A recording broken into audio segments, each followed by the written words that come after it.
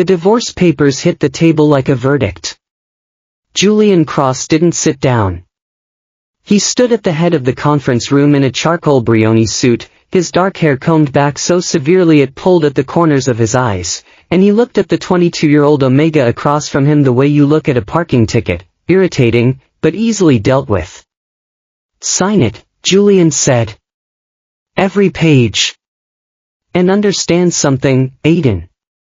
If you attempt to contest any clause, if you breathe a word about contesting, I will make sure every newspaper in this city knows exactly what kind of Omega you are.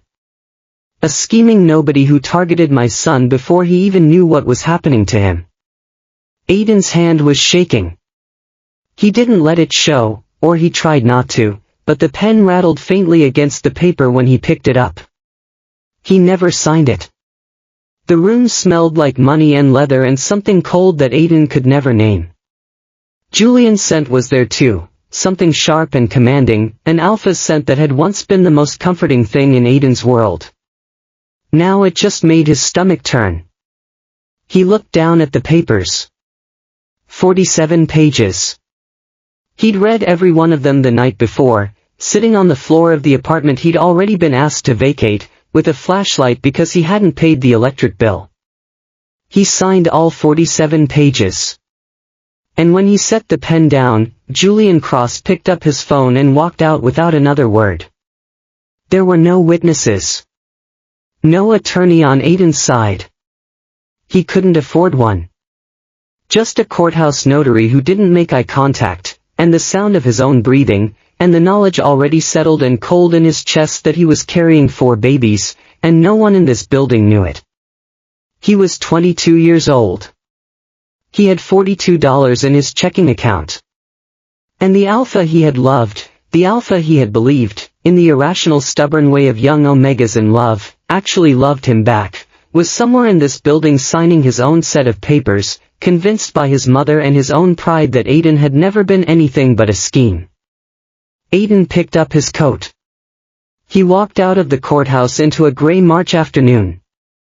He didn't cry until he reached the parking garage, and even then, he gave himself exactly 4 minutes, counting them on his watch, before he wiped his face and started walking toward the bus stop. He had work to do.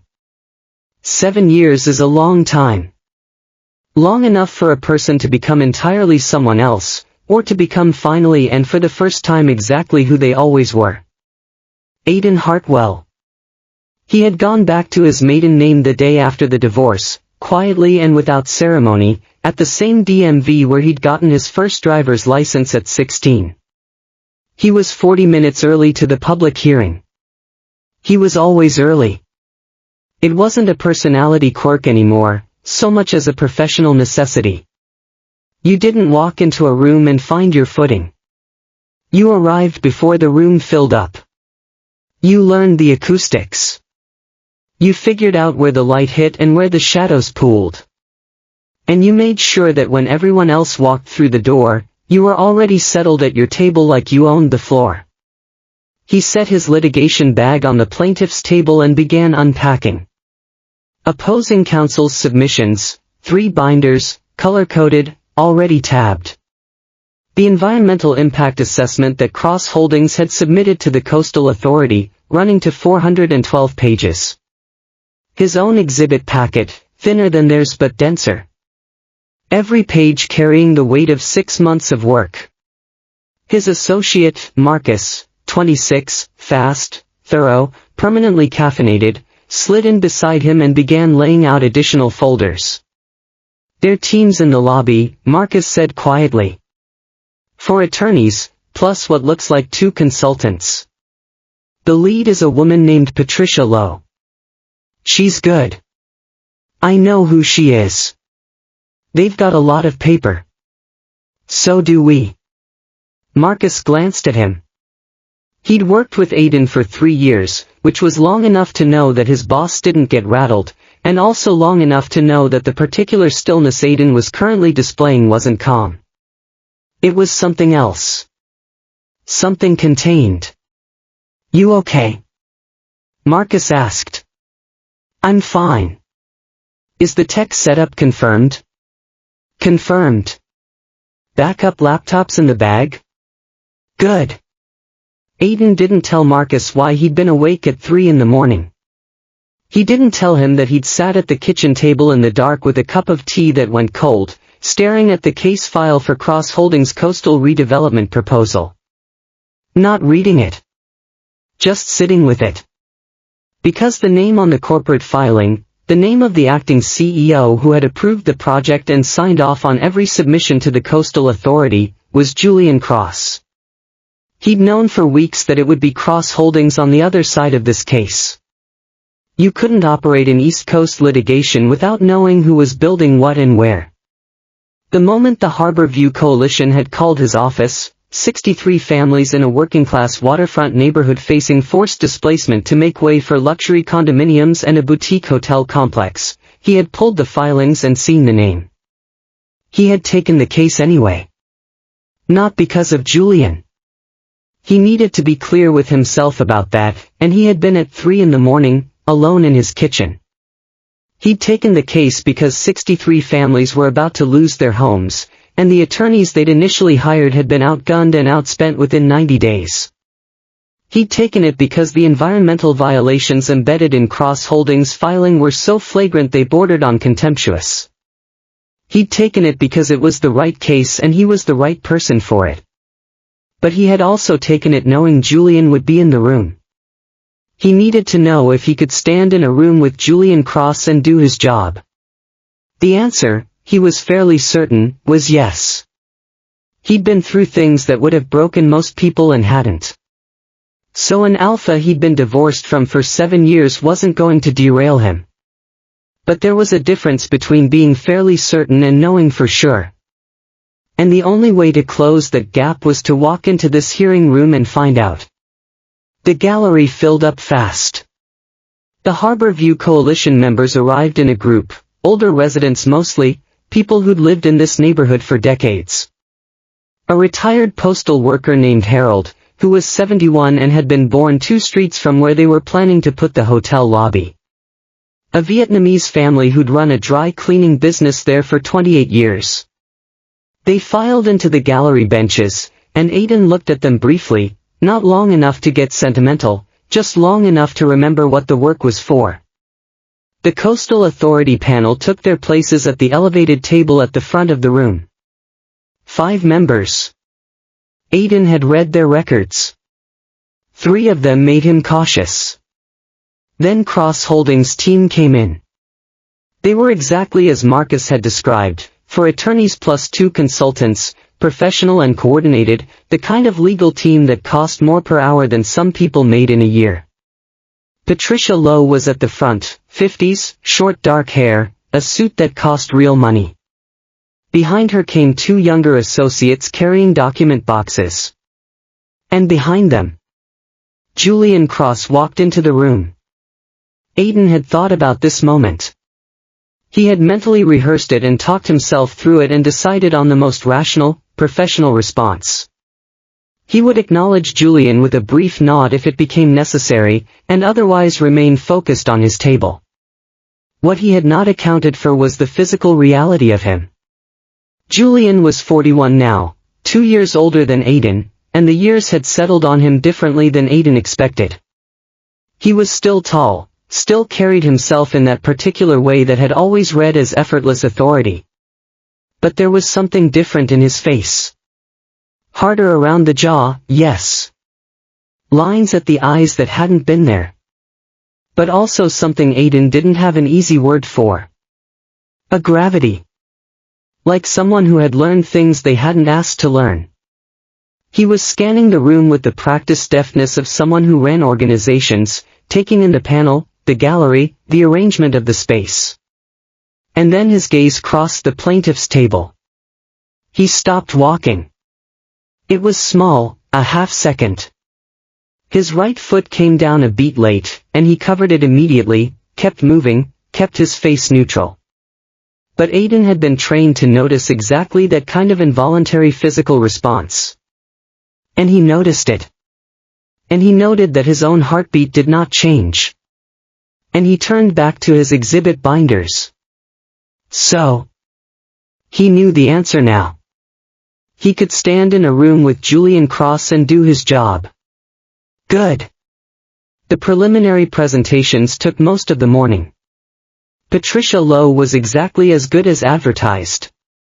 She presented Cross Holdings' case with the kind of crisp authority that came from years of doing this well: the project scope, the projected economic benefits, the development timeline, the community investment provisions they were proposing as mitigation. Everything in order. Everything appropriately documented. Nothing that looked wrong. Unless you knew where to look and what questions to ask. Aidan let her finish.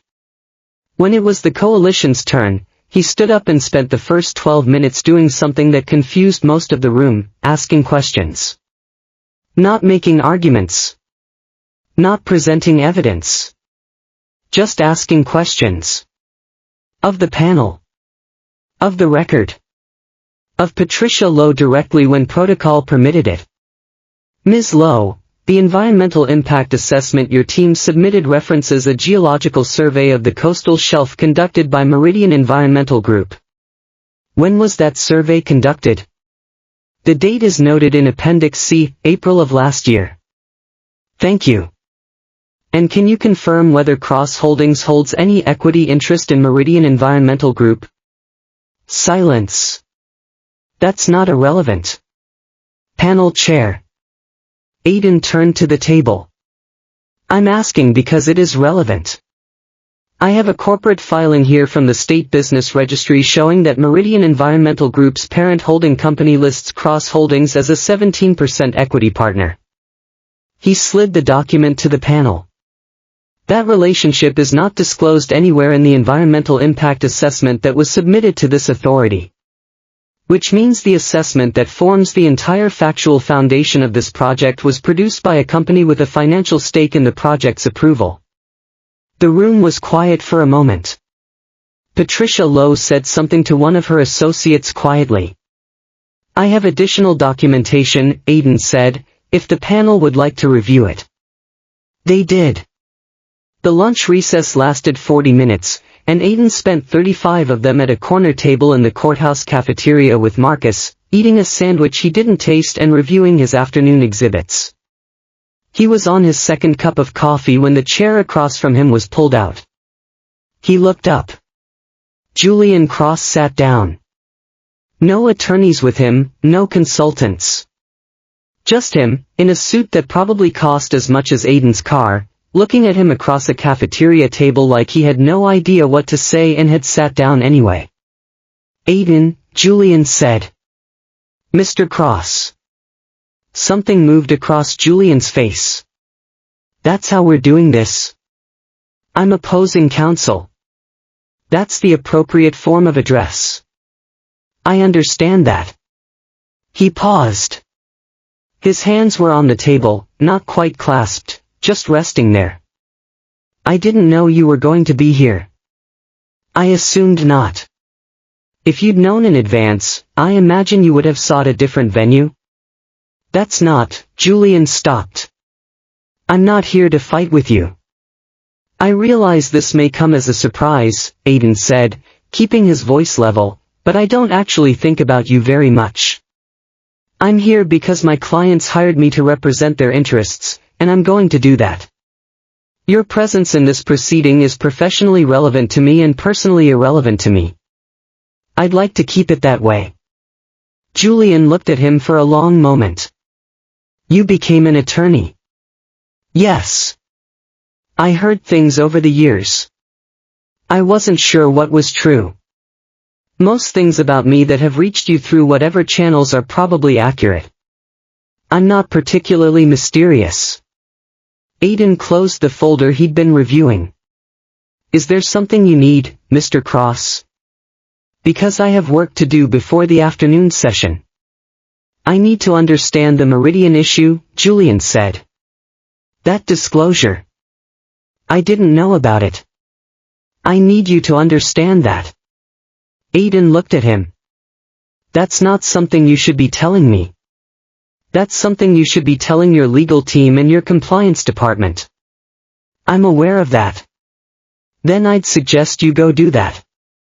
Julian didn't move immediately. He sat there another moment, studying Aiden's face the way people do when they're trying to find something they remember underneath something new. I look like someone who has a hearing to prepare for, Aiden said. Have a good afternoon, Mr. Cross. Julian stood up. He started to leave. And then he stopped. Aiden. His voice was different. Quieter. Are you well? I mean, are you okay? In your life? Are you? I'm excellent, Aiden said. Thank you. And he turned back to his folder.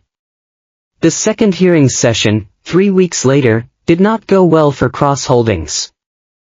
Aiden had spent those 3 weeks building a wall of documentary evidence, brick by careful brick, that made the Meridian disclosure look like a footnote.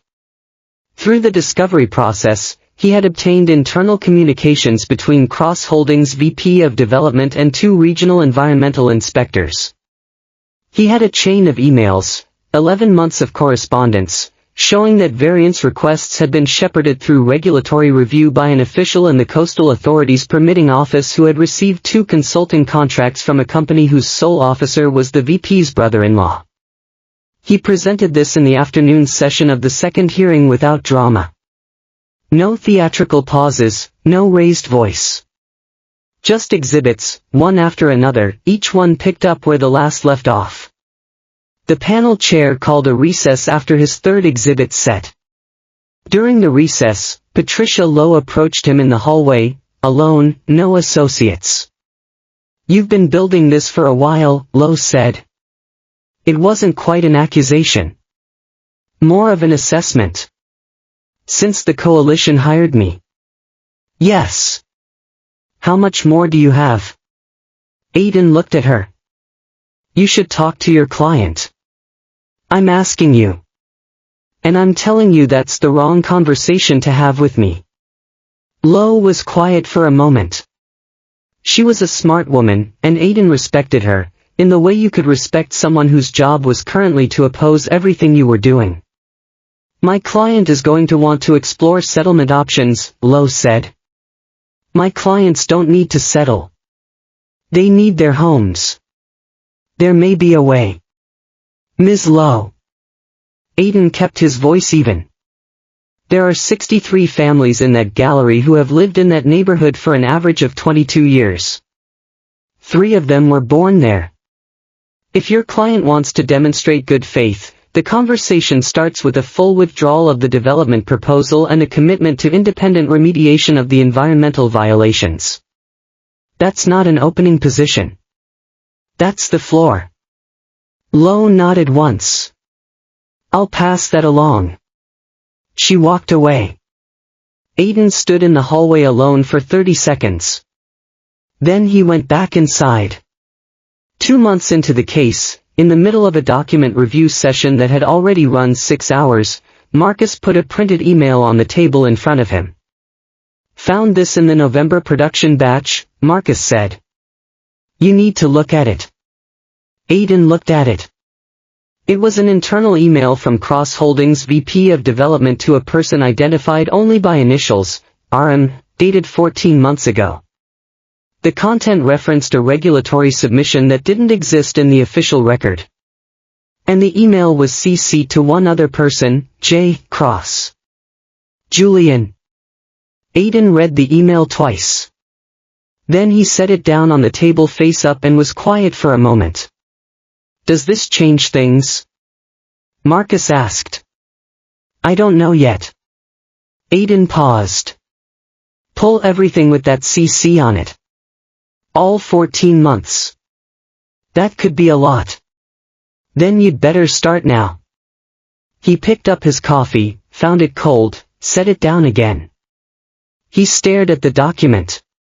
He had wondered, on the periphery of his thinking, whether Julian knew. Whether he was part of it deliberately, or whether he was like he'd suggested in the cafeteria, unaware. He had not let himself care about the answer, because it didn't change what his job required of him. But now, the answer might be in a document. And the document was in his case file. And he was going to have to do something with it, regardless of what it meant. He was an attorney. His job was to follow the evidence. He picked up his legal pad and started making notes. The night before the major evidentiary hearing, the one that had taken 6 months to build toward, Aiden drove to the ocean. He didn't do this often. He wasn't a person who needed symbolic gestures or rituals to feel grounded. But the day had been long, and he'd gotten all 4 kids to bed, and the house was quiet, and he needed to be somewhere that wasn't a wall.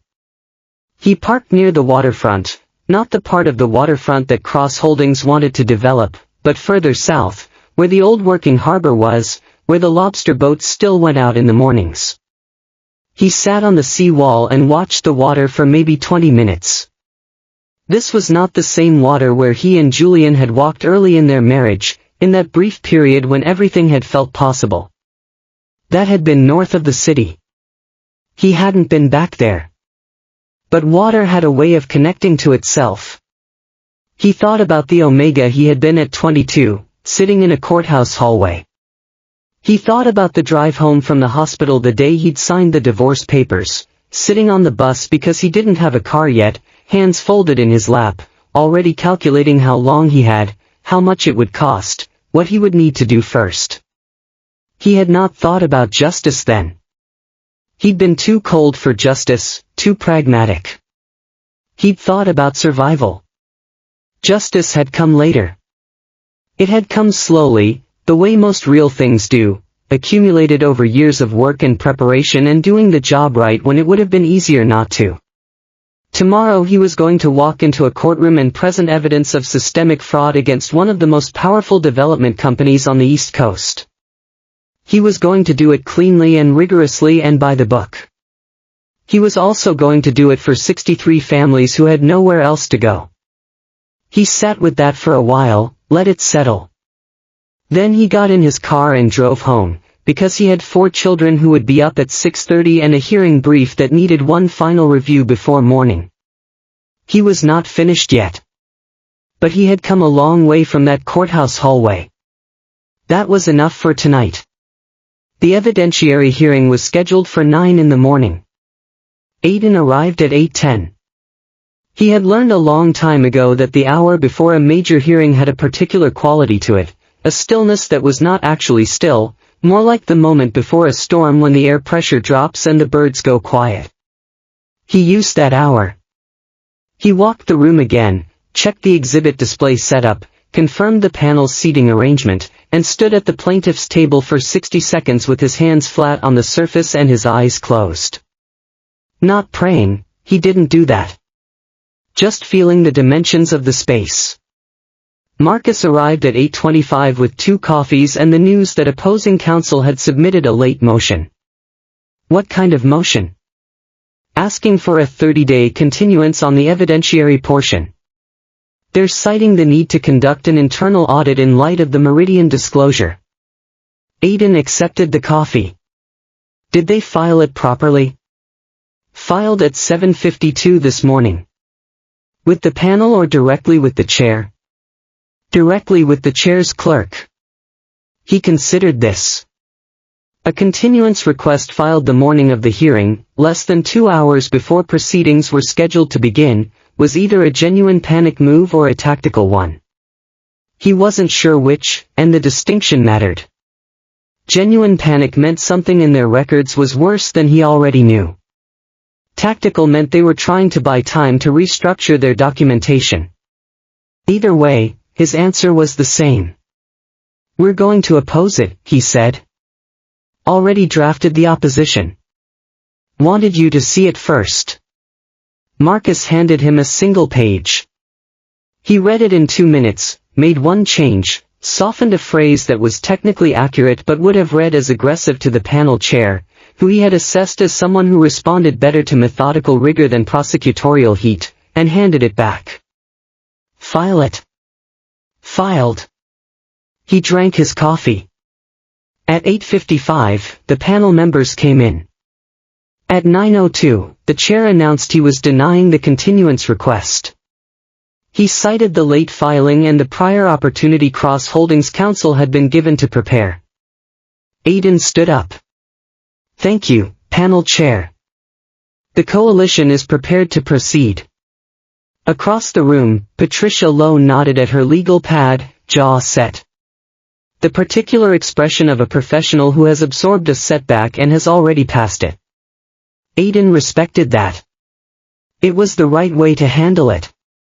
In the row behind Cross-Holdings' table, Julian Cross sat very still. Aiden had thought about the email, the CC. He had thought about it more than he wanted to, and he had reached the same conclusion he always reached: it didn't matter what it meant personally. What mattered was what it meant legally.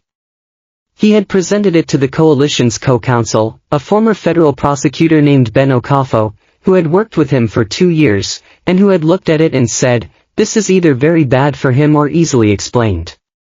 We won't know which until we go in." They were about to go in. He opened his first exhibit binder and began. The first 2 hours covered the environmental violations in methodical sequence. Survey irregularities, geological assessment discrepancies, habitat impact data that didn't reconcile with independent measurements taken by a university research team that the coalition had commissioned. He laid each piece down without embellishment, letting the document speak, only raising his voice when he needed the panel's attention on a specific data point. At 11:15, he reached the permits. "Panel Chair, I'd like to direct the panel's attention to Exhibit Group F, which covers the permitting process for Phases 1 and 2 of the proposed development." He walked through it slowly, the connection between the consulting contracts and the permitting official, the timeline which showed variance approvals moving through regulatory review at speeds that the panel chair, who had been in Coastal Authority administration for 16 years before his current role, visibly noted with a slight shift in his posture. He did not present the internal email yet. He was saving it. During the lunch recess, Julian Cross caught him in the hallway outside the hearing room. Not the cafeteria this time, the hallway. Julian was alone, and he looked like someone who had been sitting in that room for 3 hours absorbing information he hadn't known and was still absorbing it. He stopped in front of Aiden with the specific quality of someone who had something to say and was not sure he had the right to say it. "Some of what you're presenting," Julian said, I want to understand how much of it." "Mr. Cross." Aiden kept his voice low. "The hallway had other people in it. I can't discuss the substance of the case with you during a recess." "I know that." "Then you understand I can't have this conversation." "I understand." He stayed where he was. "Aiden." "The email. The CC'd email. I need you to know that I don't know what that document refers to. I receive hundreds of email copies a week. I cannot account for every." "Stop." Aiden looked at him directly. "Do not tell me this. Tell your attorney." "I have told my attorney." "Then you have done what you should do. I cannot help you with the rest of it." Julian nodded.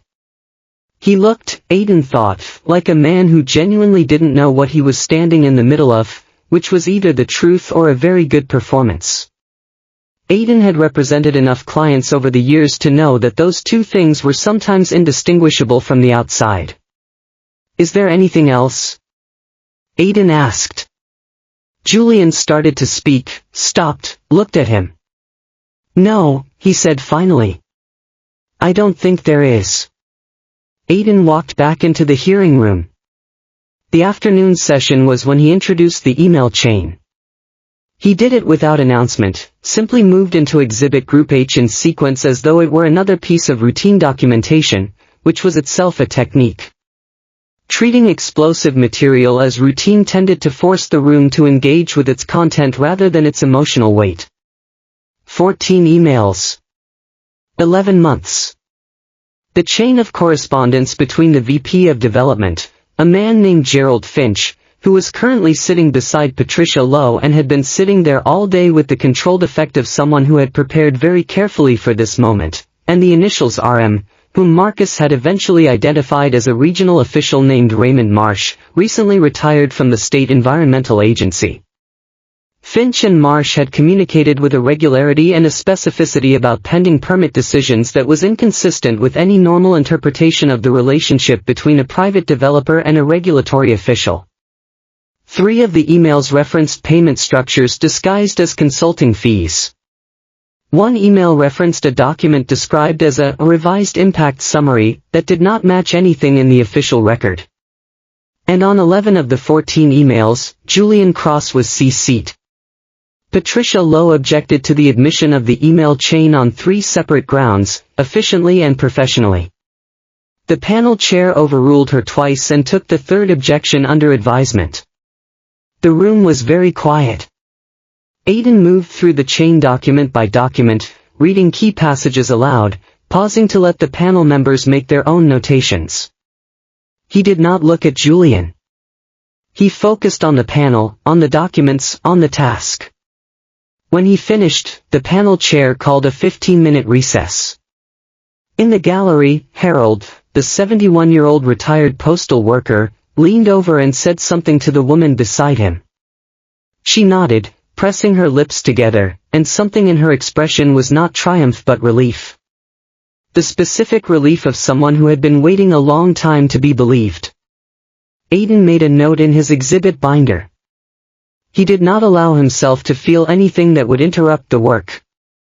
Later was for feeling things. Right now, there was still an afternoon to get through. The formal investigation didn't begin with a dramatic announcement. It began the way most institutional responses to documented wrongdoing began, quietly, with paperwork. 3 weeks after the evidentiary hearing, the State Attorney General's office opened a preliminary inquiry into the permitting process for the Harbor View development project. The inquiry was not publicly announced. Marcus found out about it through a contact in the AG's Records Division who confirmed the docket number when asked. Aidan noted it and kept working.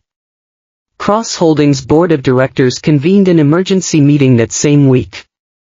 He knew this because it became relevant to his discovery requests. Board meeting minutes were among the documents he'd been pushing to obtain for 2 months. When the board convened, it was not something he'd orchestrated, but it was something he'd made inevitable. The case had its own momentum now. That was what happened when the documentation was solid. It moved under its own weight, and your job shifted from building the argument to keeping pace with it. He was on the phone with Ben Okafo on a Wednesday evening, walking laps around his backyard while the kids were inside finishing homework, when Ben said, "Marsh flipped." Aidan stopped walking. "When?" "This afternoon." He gave a proffer to the AG's office. "I don't have the contents yet, but based on who was in the room during the meeting, it's significant." "How significant?" "The kind of significant that explains why Finch's attorney filed a scheduling request this morning to meet with investigators." "Finch is looking at cooperating."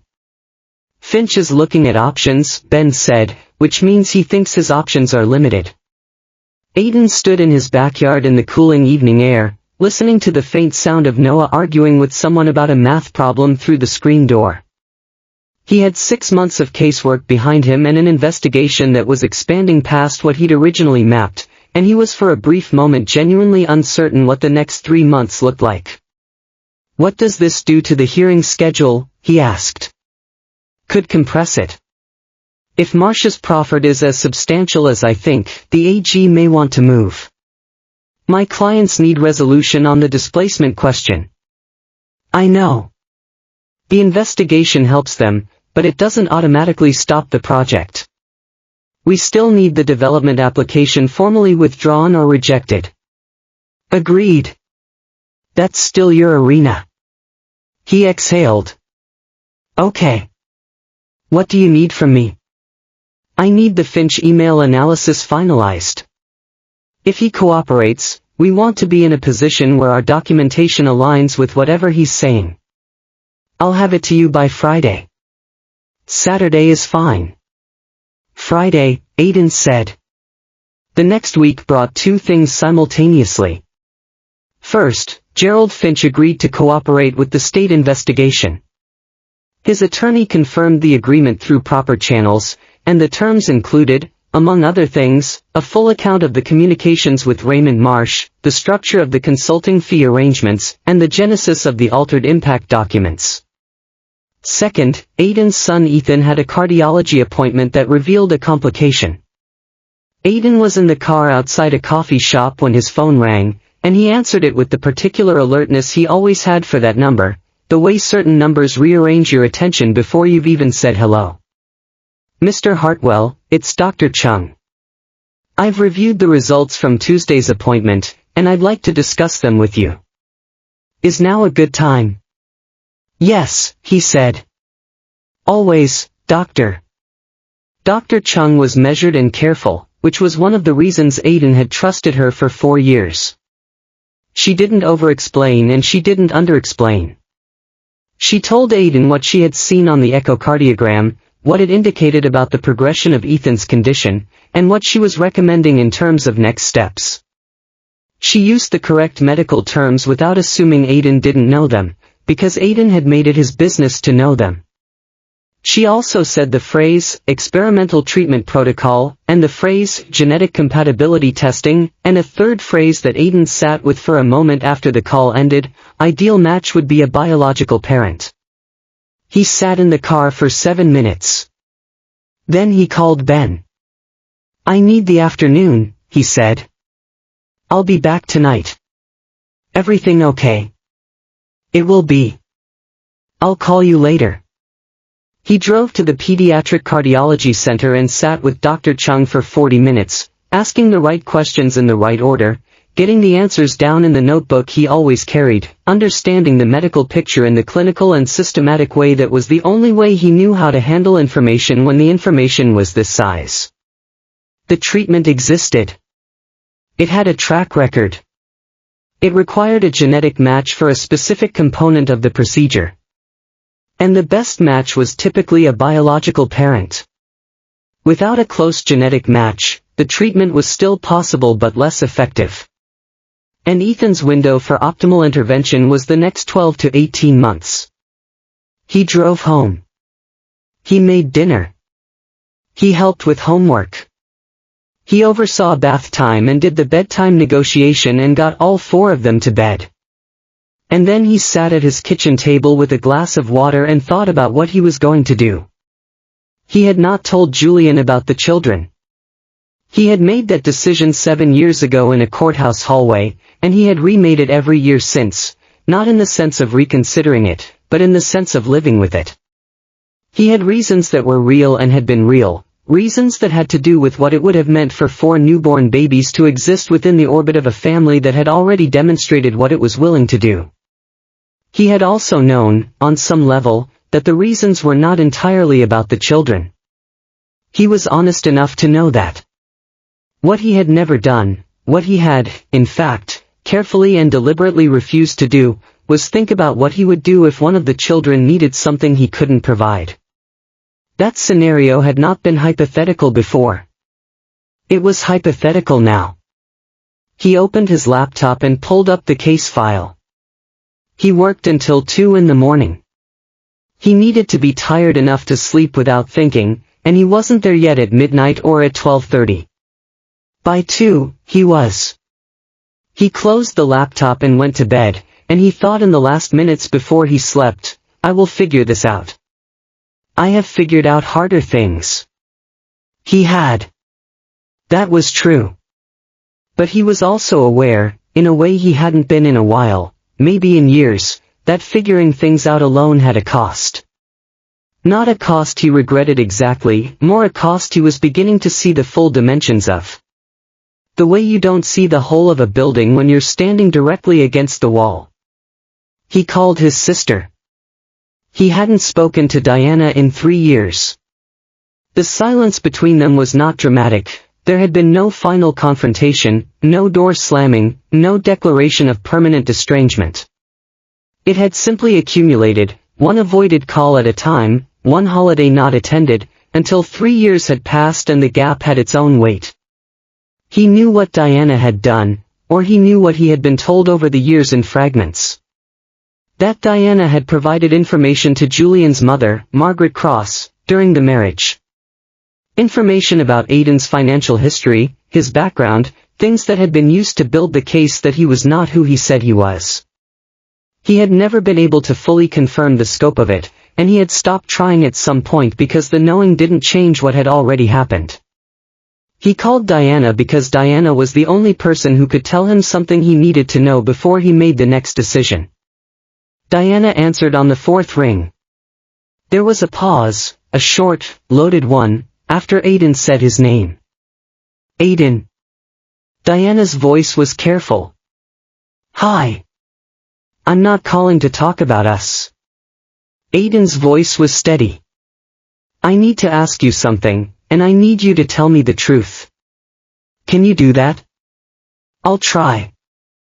It wasn't a great answer, but it was probably the honest one. The period before the divorce, the things that were said about me to Margaret Cross. I need to understand who was involved and what was said. I need to know if there was anything else beyond what I already know. The silence was longer this time. Aidan, why are you asking now? Because I have a reason I didn't have before. Another pause. Then Diana said, what kind of reason? Aidan thought about Ethan sleeping down the hall. He thought about the echocardiogram. He thought about the phrase genetic compatibility testing. A significant one, he said. The conversation lasted 40 minutes. Parts of it were difficult. Diana was not someone who apologized easily, they had the same mother, who also didn't apologize easily, and Aidan had always been aware of how much of himself he'd spent his whole life trying not to become. The conversation moved in circles before it settled into something that was at least truthful. What Aidan came away with was this: the falsified evidence had not been Diana's idea. Margaret Cross had come to Diana with a framework already in place, and Diana had provided confirmation of details that were being distorted, not knowing, she said, how they would be used, though she had suspected and had chosen not to ask.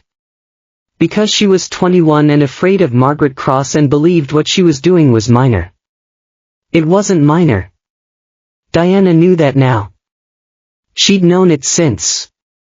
Did Julian know the evidence was fabricated? Aidan asked. A long pause. I don't know. I don't think so. But I can't be sure. Did he ever ask questions? Did he seem like someone who knew more than he was saying? I only saw him once during that whole time. He seemed, I don't know, like someone who decided something and didn't want to be talked out of it. Aidan absorbed this. Okay. Aidan. Diana's voice had changed, quieter. I know this doesn't fix anything. No. I'm sorry. I know that's. It's a start. Aidan's voice was level. That's all it is right now. It's a start. He chose a Thursday for the meeting. Not for any particular reason beyond the fact that Thursday was the least dramatic day of the week, and what he was about to do had enough inherent drama without the setting adding to it. He didn't want a Friday, when the weight of the conversation would sit over a whole weekend.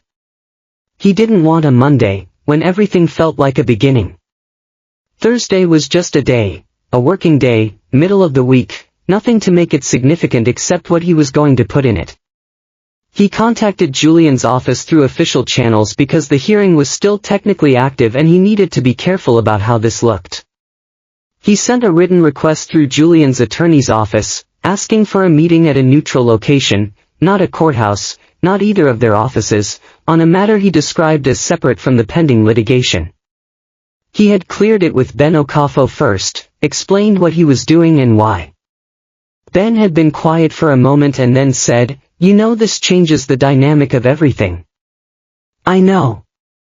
You're going to recuse yourself from the case?" "I'm going to have to." "Yes.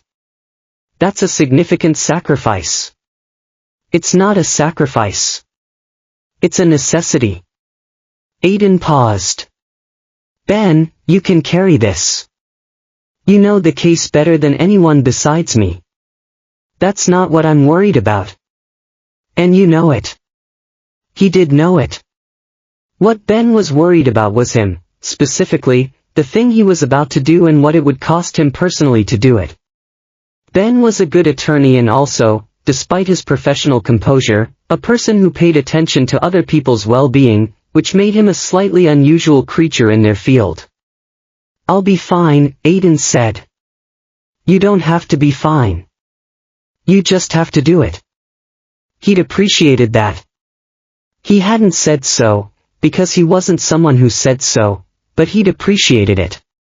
The meeting was set for Thursday at 11, a coffee shop in a neighborhood that was neutral territory for both of them. Not near the courthouse, not near either of their offices or homes. He'd chosen it because it was large enough that they wouldn't feel enclosed, but not so busy that they'd have to compete with ambient noise. On Wednesday night, he told the babysitter, Donna, that he might need help with the kids Thursday after school, that he had something running long and wasn't sure of the timing. Donna said fine. He did not explain what the something was, and Donna, who was intuitive in the way of people who've spent their careers around children and have learned to read the gap between what someone says and what's actually going on, did not ask. He lay awake until midnight. Not spiraling, he had gotten fairly good at not spiraling, had developed a set of internal habits over the years that interrupted the cycle before it got going, but awake with the particular alertness of someone carrying a weight he had not yet set down. He thought about how to begin.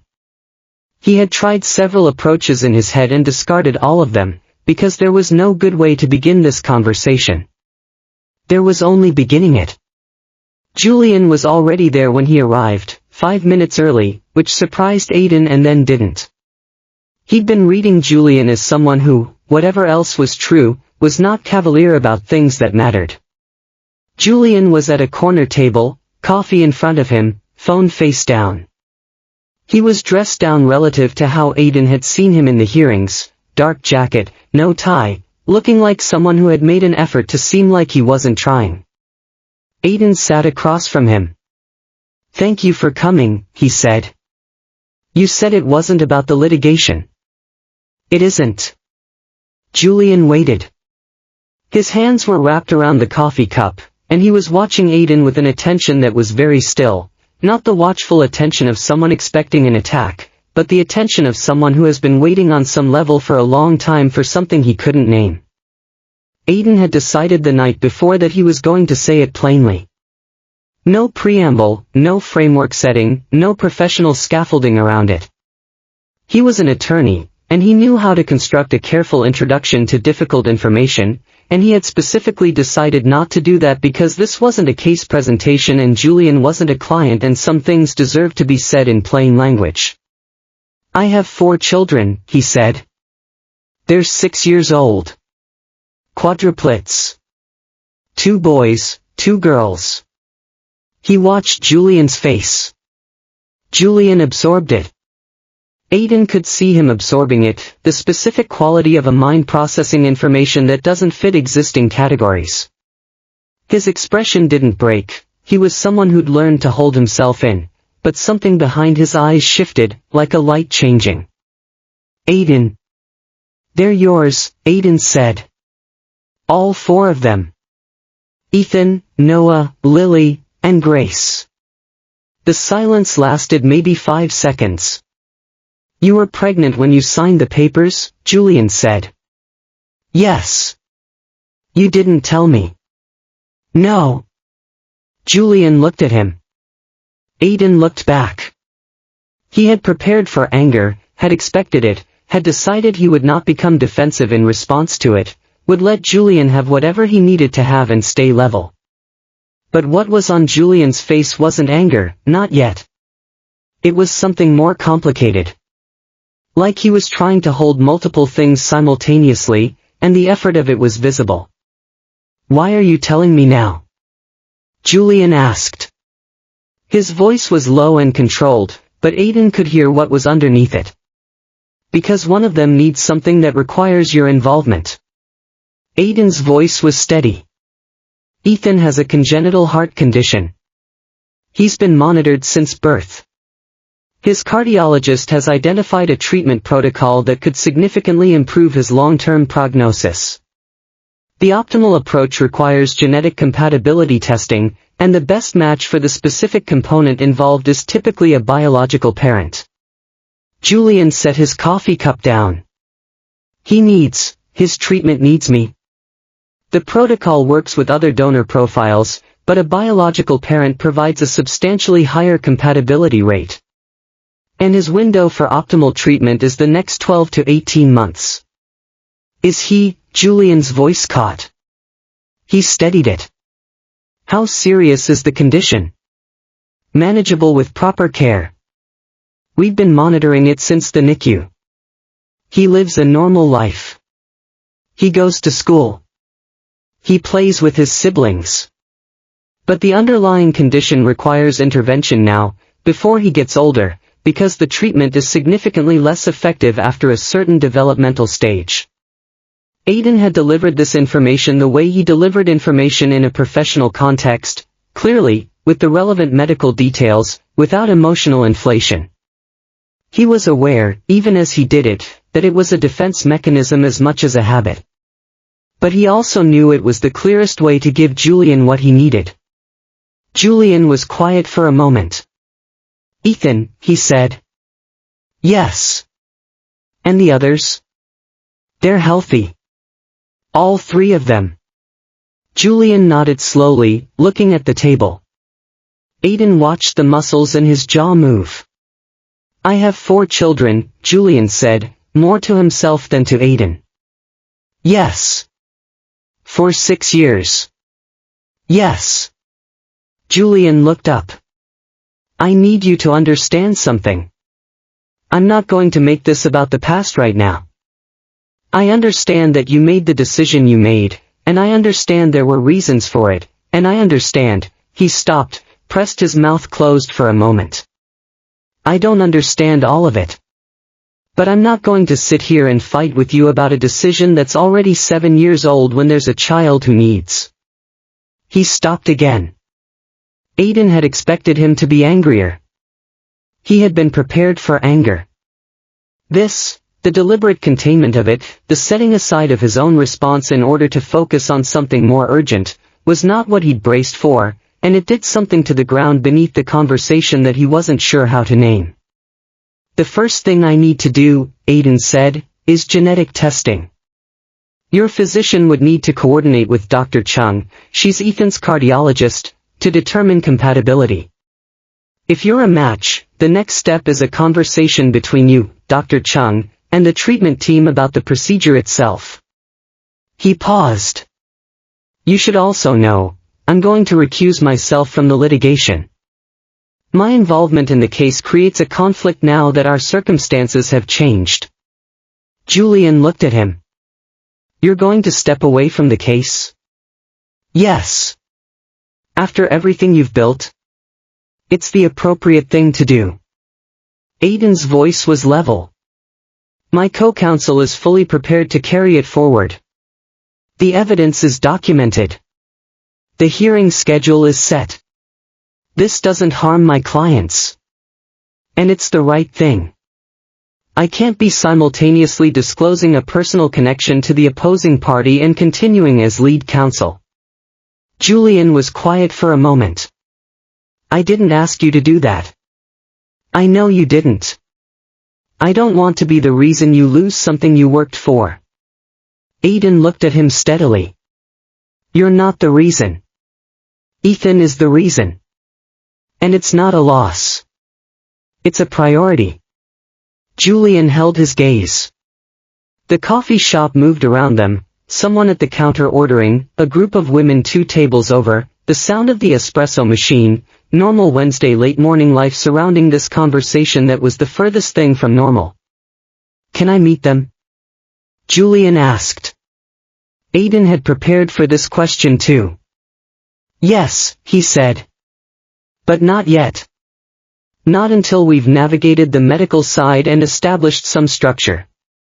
I'm not going to introduce you to 4 6-year-olds and have it be chaotic and confusing for them.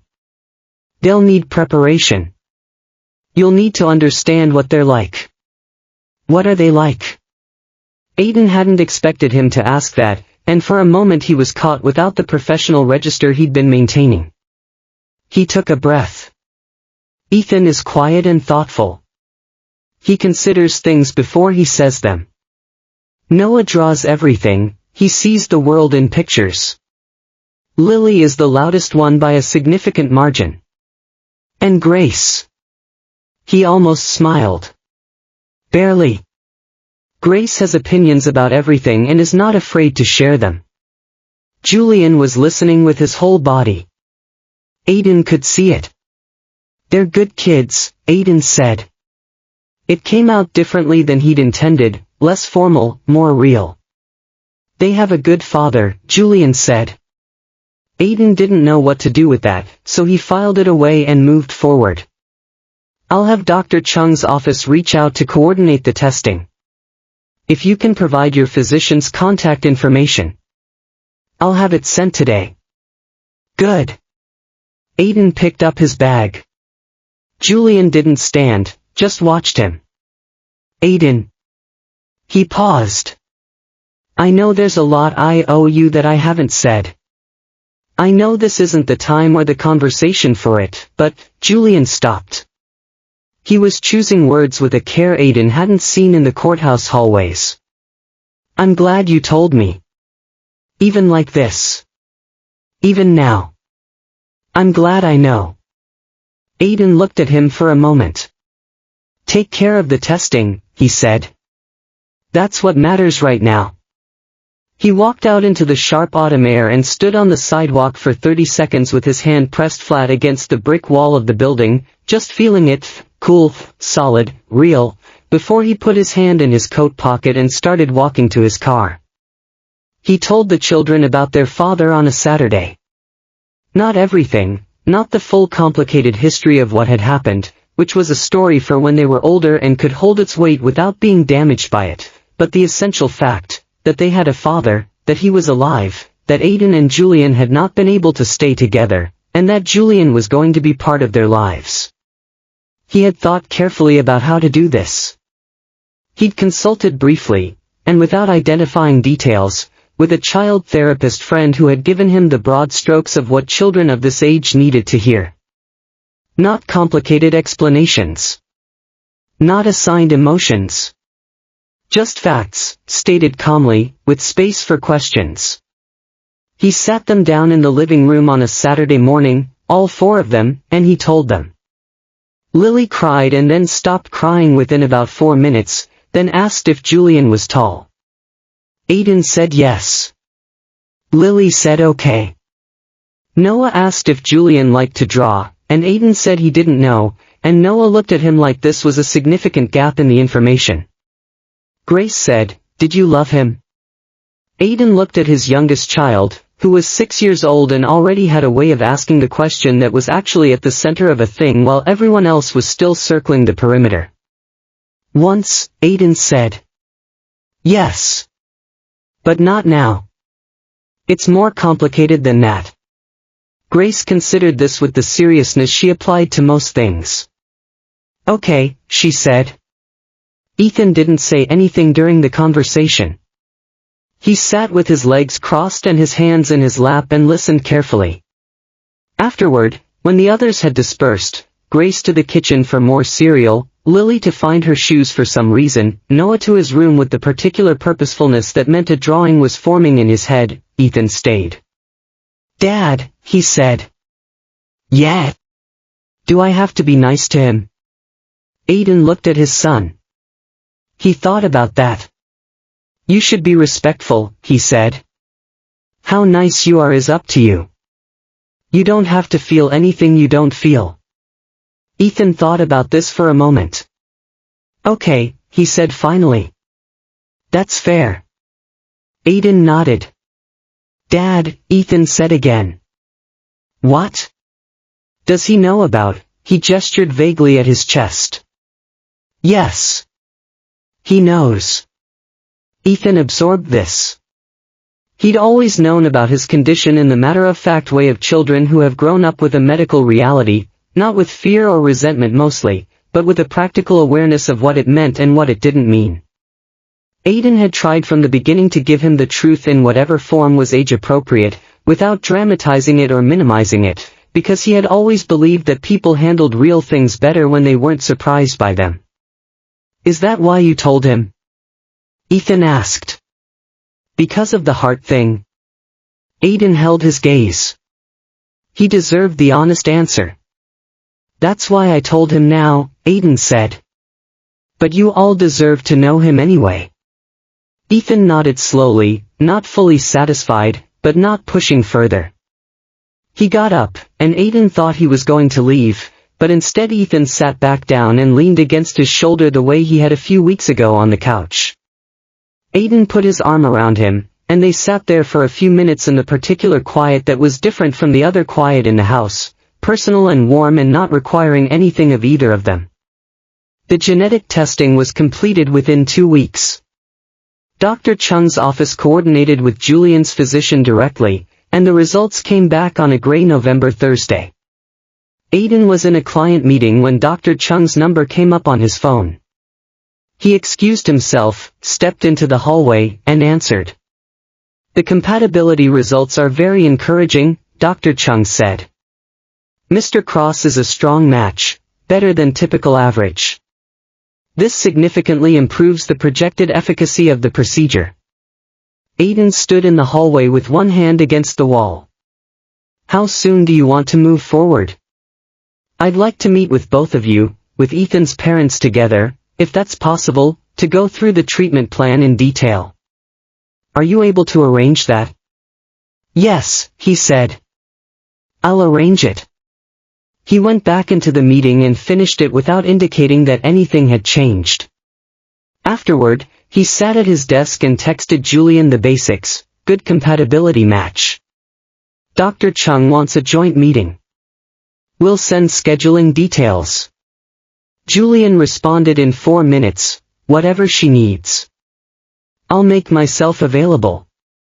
Thank you for letting me know." Aidan put his phone face down and went back to work. The joint appointment with Dr. Chung was the strangest hour Aidan had spent in a long time, which was saying something given the previous several months.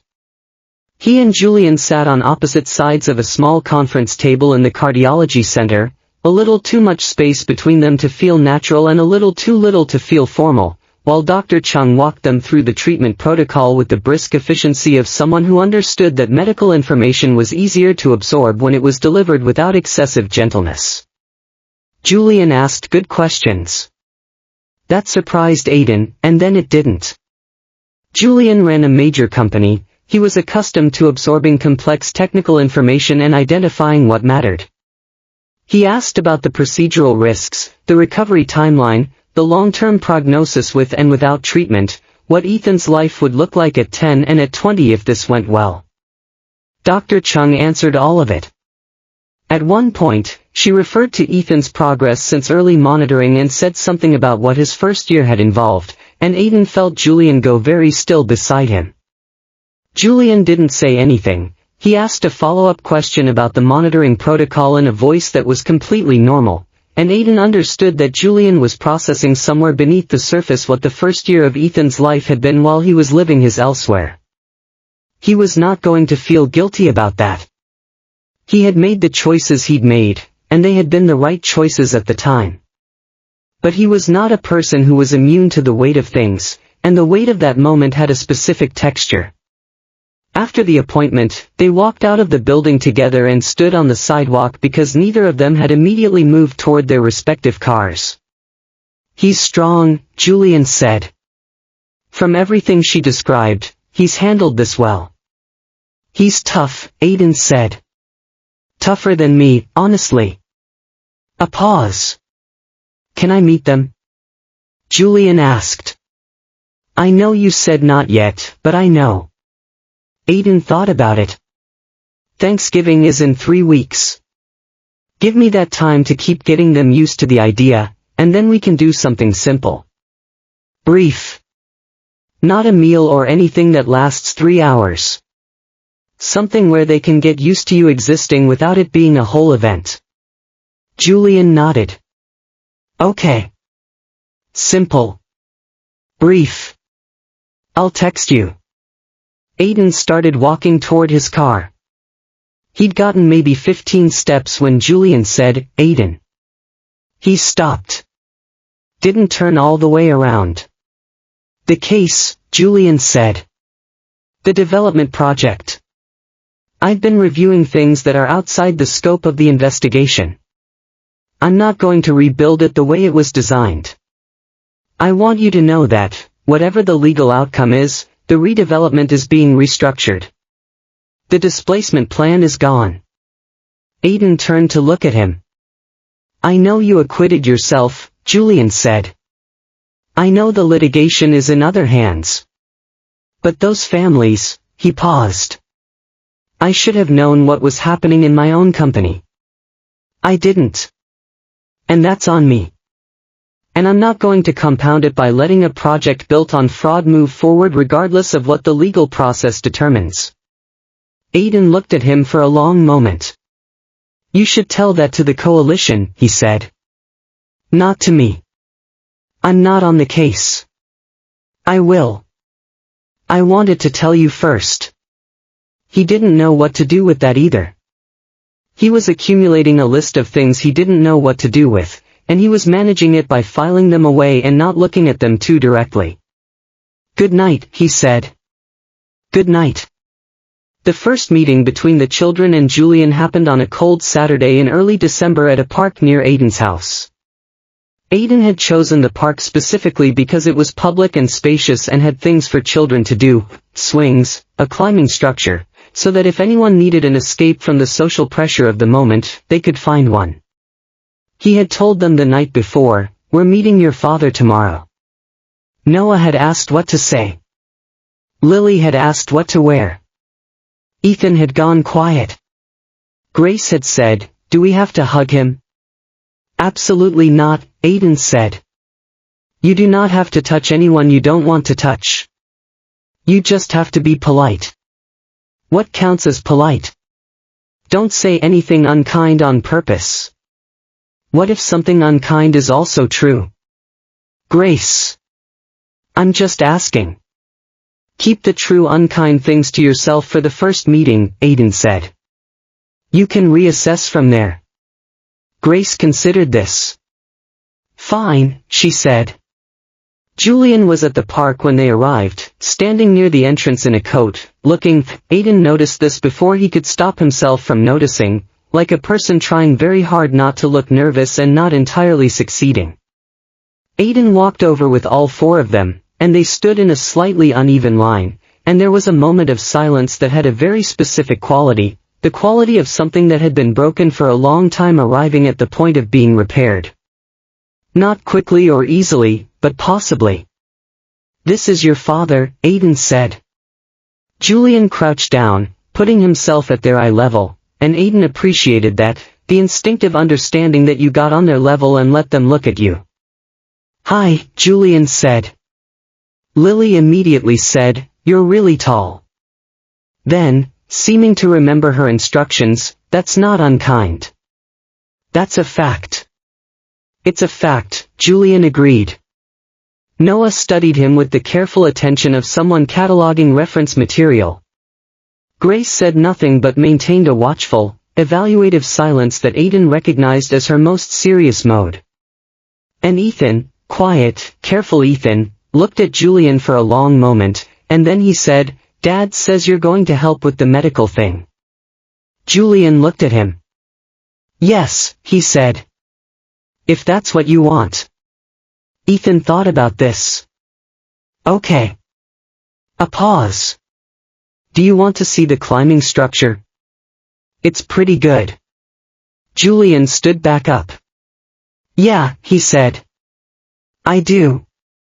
Aiden stayed where he was and watched all four of his children walk toward the climbing structure with the alpha who was their father, and he felt about 17 different things simultaneously, which he was not going to try to sort out in the middle of a public park on a cold Saturday morning. He sat on a bench. He watched them. Lily was already talking loudly about the best route to the top of the structure. Noah was hanging back a little, watching. Grace was maintaining her evaluative distance but had inched slightly closer than she'd started. And Ethan was already halfway up the climbing structure, looking down at Julian with something that was not quite a smile but was adjacent to one, something cautious and new, the very beginning of a thing that had no name yet because it had just started. Aiden sat on the bench with his hands in his coat pockets. He didn't allow himself to feel too much about it, but he also didn't look away. The investigation moved into a public phase in December. The State Attorney General's office announced the formal investigation into the Harbor View permitting process on a Wednesday morning, and by afternoon it was on the local news, and by evening it was a national story. Gerald Finch was named. Raymond Marsh was named. 3 other individuals within Cross Holdings Development Division were named. Julian Cross was not named as a subject of the investigation. Aiden watched the announcement on the news while making dinner, with the volume low so the kids wouldn't catch it and have questions he wasn't ready to answer.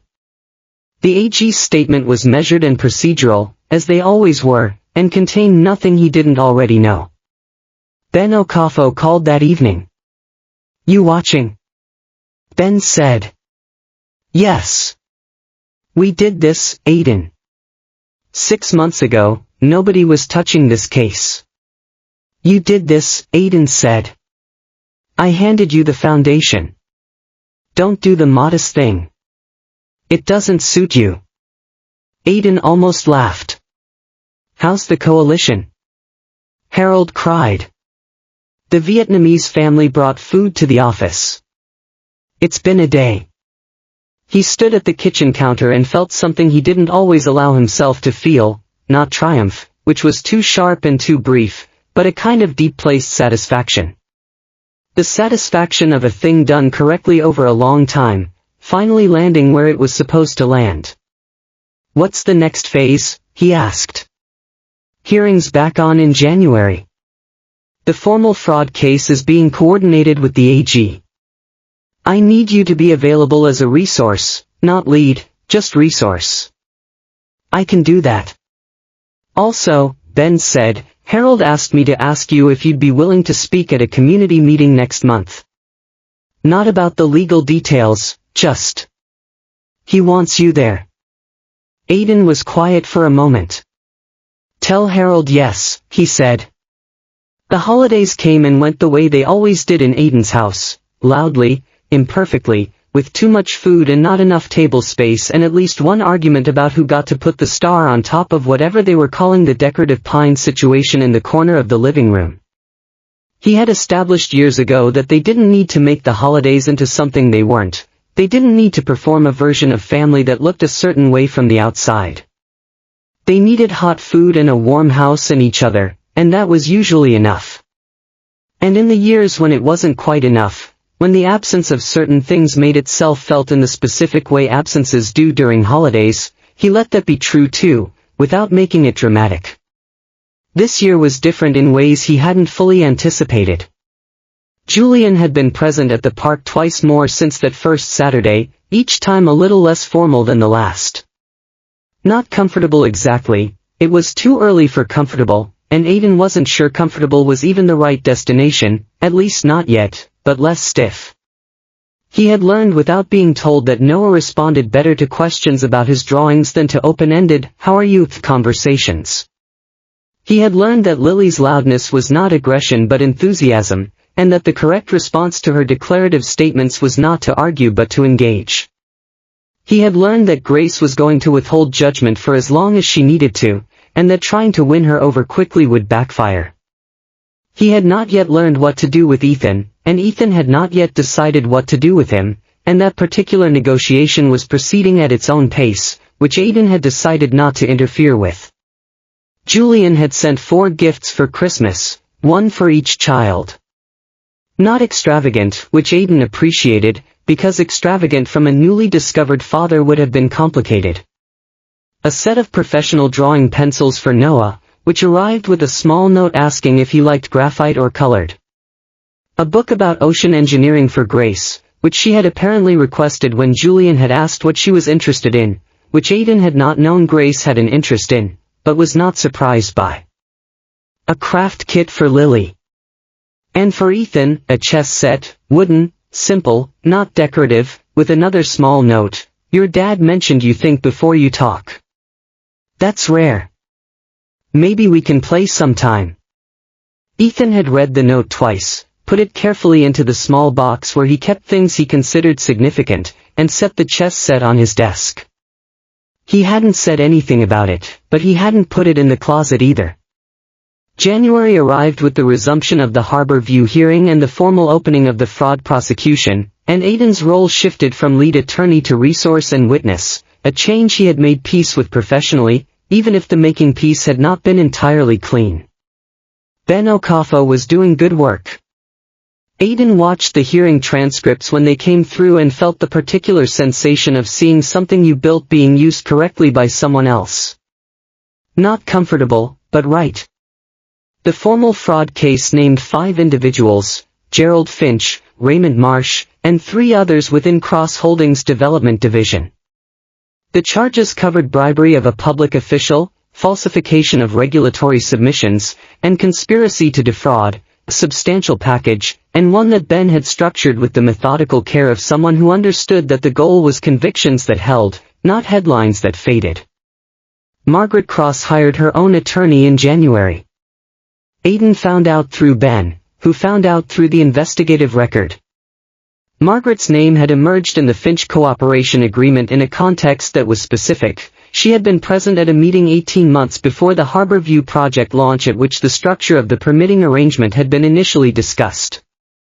She had not been named as a subject of the fraud investigation, the connection was indirect, the legal exposure limited, but she was now represented, which meant she understood that her position was not as safe as it might have appeared. Aidan sat with this information in his office on a Tuesday afternoon, with the door closed and the particular quiet that he used for thinking. He had spent very little energy over the years on Margaret Cross. He had understood at 22 that Margaret was the primary architect of what had been done to him, and he had filed that understanding somewhere and focused on what was in front of him because there was always something in front of him that required more immediate attention. Margaret had not ceased to exist in Aidan's internal landscape. You didn't forgive someone by pretending they weren't there, but she had stopped being the central figure in it. She was a fact. An unpleasant one. Now Margaret was a fact that had its own attorney and a growing proximity to a criminal investigation. Aidan should have felt satisfied by that. Largely, he felt tired.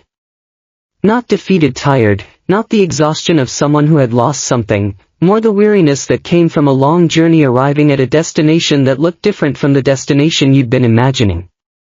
Not worse necessarily, but different. More complicated. More human-sized. He had imagined back when he was young enough to imagine things cleanly that accountability would feel a certain way, that there would be a moment of clarity, of scales balancing. He had built a career on the pursuit of exactly that accountability, through evidence, through process, through the law working the way the law was supposed to work. And it did work, mostly, more than people gave it credit for. But it didn't feel the way you expected. The weight didn't lift the way you expected. Things were better, and they were also still complicated, and both of those could be true simultaneously, which was a thing he had to keep relearning. His phone buzzed. Julian. Dr. Chung's office called me, Julian texted. They want to schedule the pre-procedure consultation. She said you'd already discussed the timeline. Yes. January was the target for beginning the prep phase. I wanted to confirm with you before I confirmed with them. Aidan paused, not because the question was complicated, it wasn't, but because the action itself had a quality he was still getting used to. Julian checking with him. Not as a formality, but as a genuine deferral to his knowledge of their son. January's right, Aidan typed back. The sooner the better on the preparation side. Okay. A pause. How is he since Christmas? Good. He's been eating well, sleeping well. He seemed lighter, maybe, since the park visits. A brief silence. Then, I'm glad. It was quiet and simple, and Aiden believed it. I'll tell Donna to keep Tuesday open, he typed. I'll send you the appointment confirmation. Thank you. He put his phone down and went back to his work. Margaret Cross came to Aiden's office on a Thursday in late January without an appointment. Aiden found out because his receptionist called back to say that a woman named Margaret Cross was in the lobby asking to see him, and that she had declined to explain what it was about. Aiden sat for a moment. He had a client call in 40 minutes. He had a brief to review before that. He had a dozen reasons to send someone out to say he wasn't available. Send her back, he said. Margaret came in looking like what she had always been, precise, expensively dressed, carrying herself with the careful posture of someone who had spent 50 years ensuring no one ever saw them off balance. She was in her late 60s now, and the years had sharpened certain things about her face that used to be merely angular. She sat in the client chair across from Aiden's desk without being invited to, which was consistent with everything he remembered about her. You don't have an appointment, Aiden said. No. I was in the building for another matter and decided, Margaret paused. I decided it was time. Time for what? A conversation we should have had a long time ago. Aiden leaned back in his chair. He did not fold his hands, did not pick up a pen, didn't do any of the things that would signal he was settling in for a long exchange. I have 40 minutes, he said. You should probably say what you came to say. Margaret looked at him. Something in her expression was not quite what Aiden expected, not the hardness he remembered, not the dismissiveness of the alpha who'd stood over a conference table and told him to sign. There was something beneath the surface of it that he couldn't tell what. I know about the children, Margaret said. Aiden was quiet. Julian told me 3 weeks ago. A pause. He didn't ask my opinion on the matter. He simply informed me. Okay, Aiden said. I have 4 grandchildren. The words came out differently than Margaret probably intended, with a quality under them that cracked the controlled surface slightly. 4. That I knew nothing about for 6 years. That's accurate. And you're going to tell me that's my own doing. I'm going to tell you, Aiden said carefully, that the choices I made were made in the context of what had happened and what I reasonably expected would continue to happen, given the behavior of the people around me at the time. I handled that situation badly. Aiden looked at her. That's a significant understatement. Yes. Margaret pressed her lips together. I am aware of that. I'm going to be honest with you about something, Aiden said. I didn't come back to this city for you. I didn't take the coalition case because of you. The investigation that's now looking at your name in connection with what Finch and Marsh did, I didn't engineer that to get to you. Those things happened because the evidence was there and people followed it. That's all. I didn't come here thinking you'd orchestrated some revenge scenario. Good. Because that's not what this was. No. Margaret's voice was very controlled. It was something less theatrical and more effective than that. Aiden studied her. Why are you here, Margaret? A pause. Margaret looked briefly, and Aiden wasn't sure he'd ever seen this before, uncertain. I want to know my grandchildren, she said.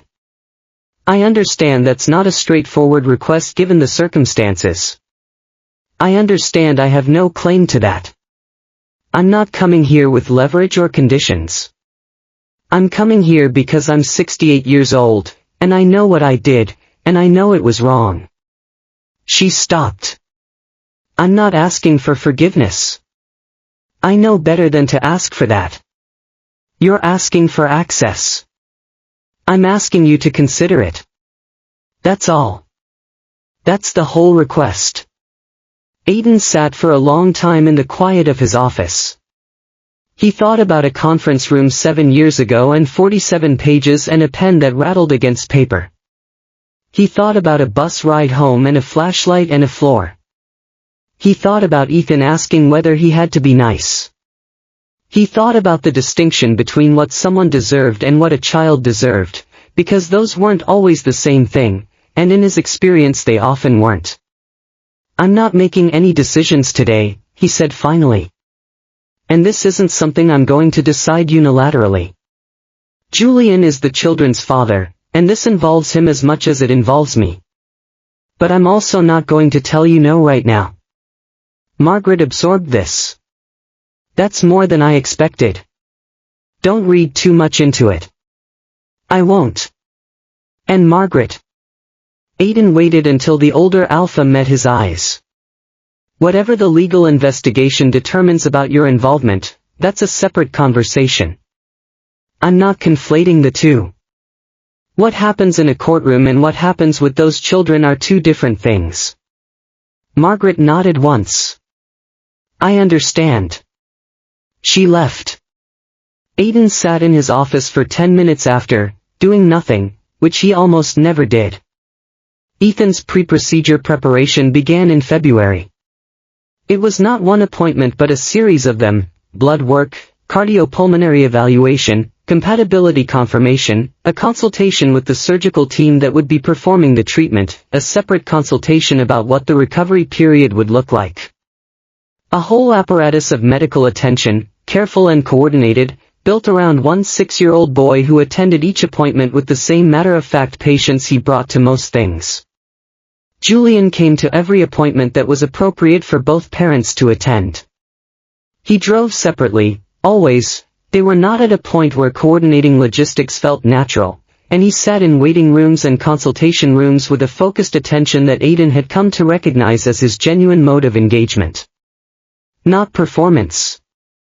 He asked good questions. He wrote things down. He never once tried to take over or redirect or assert himself in a way that stepped on Aiden's relationship with the medical team.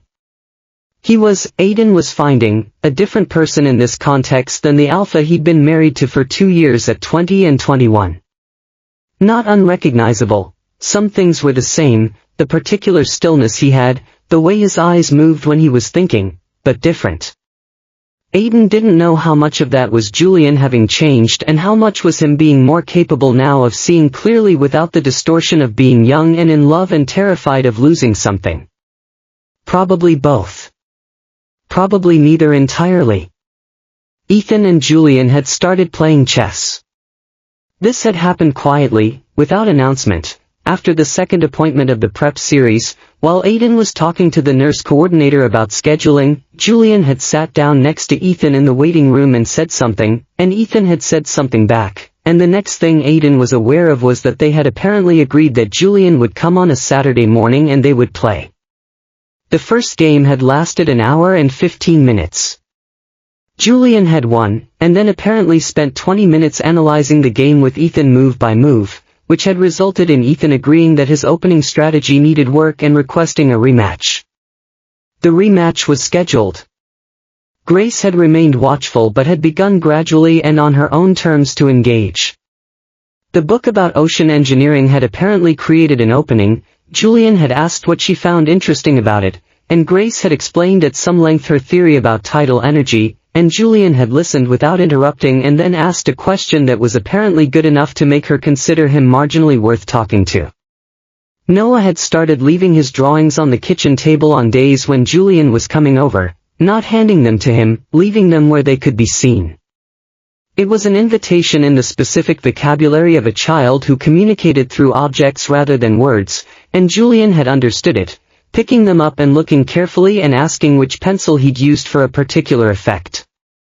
Lily remained Lily, openly enthusiastic about most things, moderately suspicious of nothing, and already treating Julian's arrival with the same energy she brought to most arrivals, loud, declarative, and over within 30 seconds. Aiden watched all of this from a careful distance. Not detached, he didn't do detached, had never been able to manage it when it came to his children, but measured. He was allowing something to grow that he hadn't planted, and he was trying not to either interfere with it or lean on it too much himself. That second part was harder than the first. The nationally televised hearing, the culmination of Ben's prosecution work, the hearing that would formally present the full scope of the fraud evidence to the regulatory panel and the Associated State Commission, was scheduled for a Tuesday in March. Aiden was not lead counsel. He sat in the gallery. He had been there before, on the other side of that equation, when he was a young attorney watching experienced people work from the gallery and learning. It felt strange to be there now in a different capacity. Strange, but not wrong. Ben was meticulous. He had always been meticulous. It was his defining characteristic, methodical and thorough in a way that courts found reassuring and defendants found difficult to counter. He presented the fraud case in 5 discrete sections, each building on the last, the way a well-constructed argument builds. First the regulatory scheme, then the financial connections, then the falsification of documents, then the timeline, then the human cost, the 63 families represented in the record by names and addresses and lengths of residence and statements about what their homes and their neighborhood had meant to them. Harold sat in the gallery 2 rows from Aiden.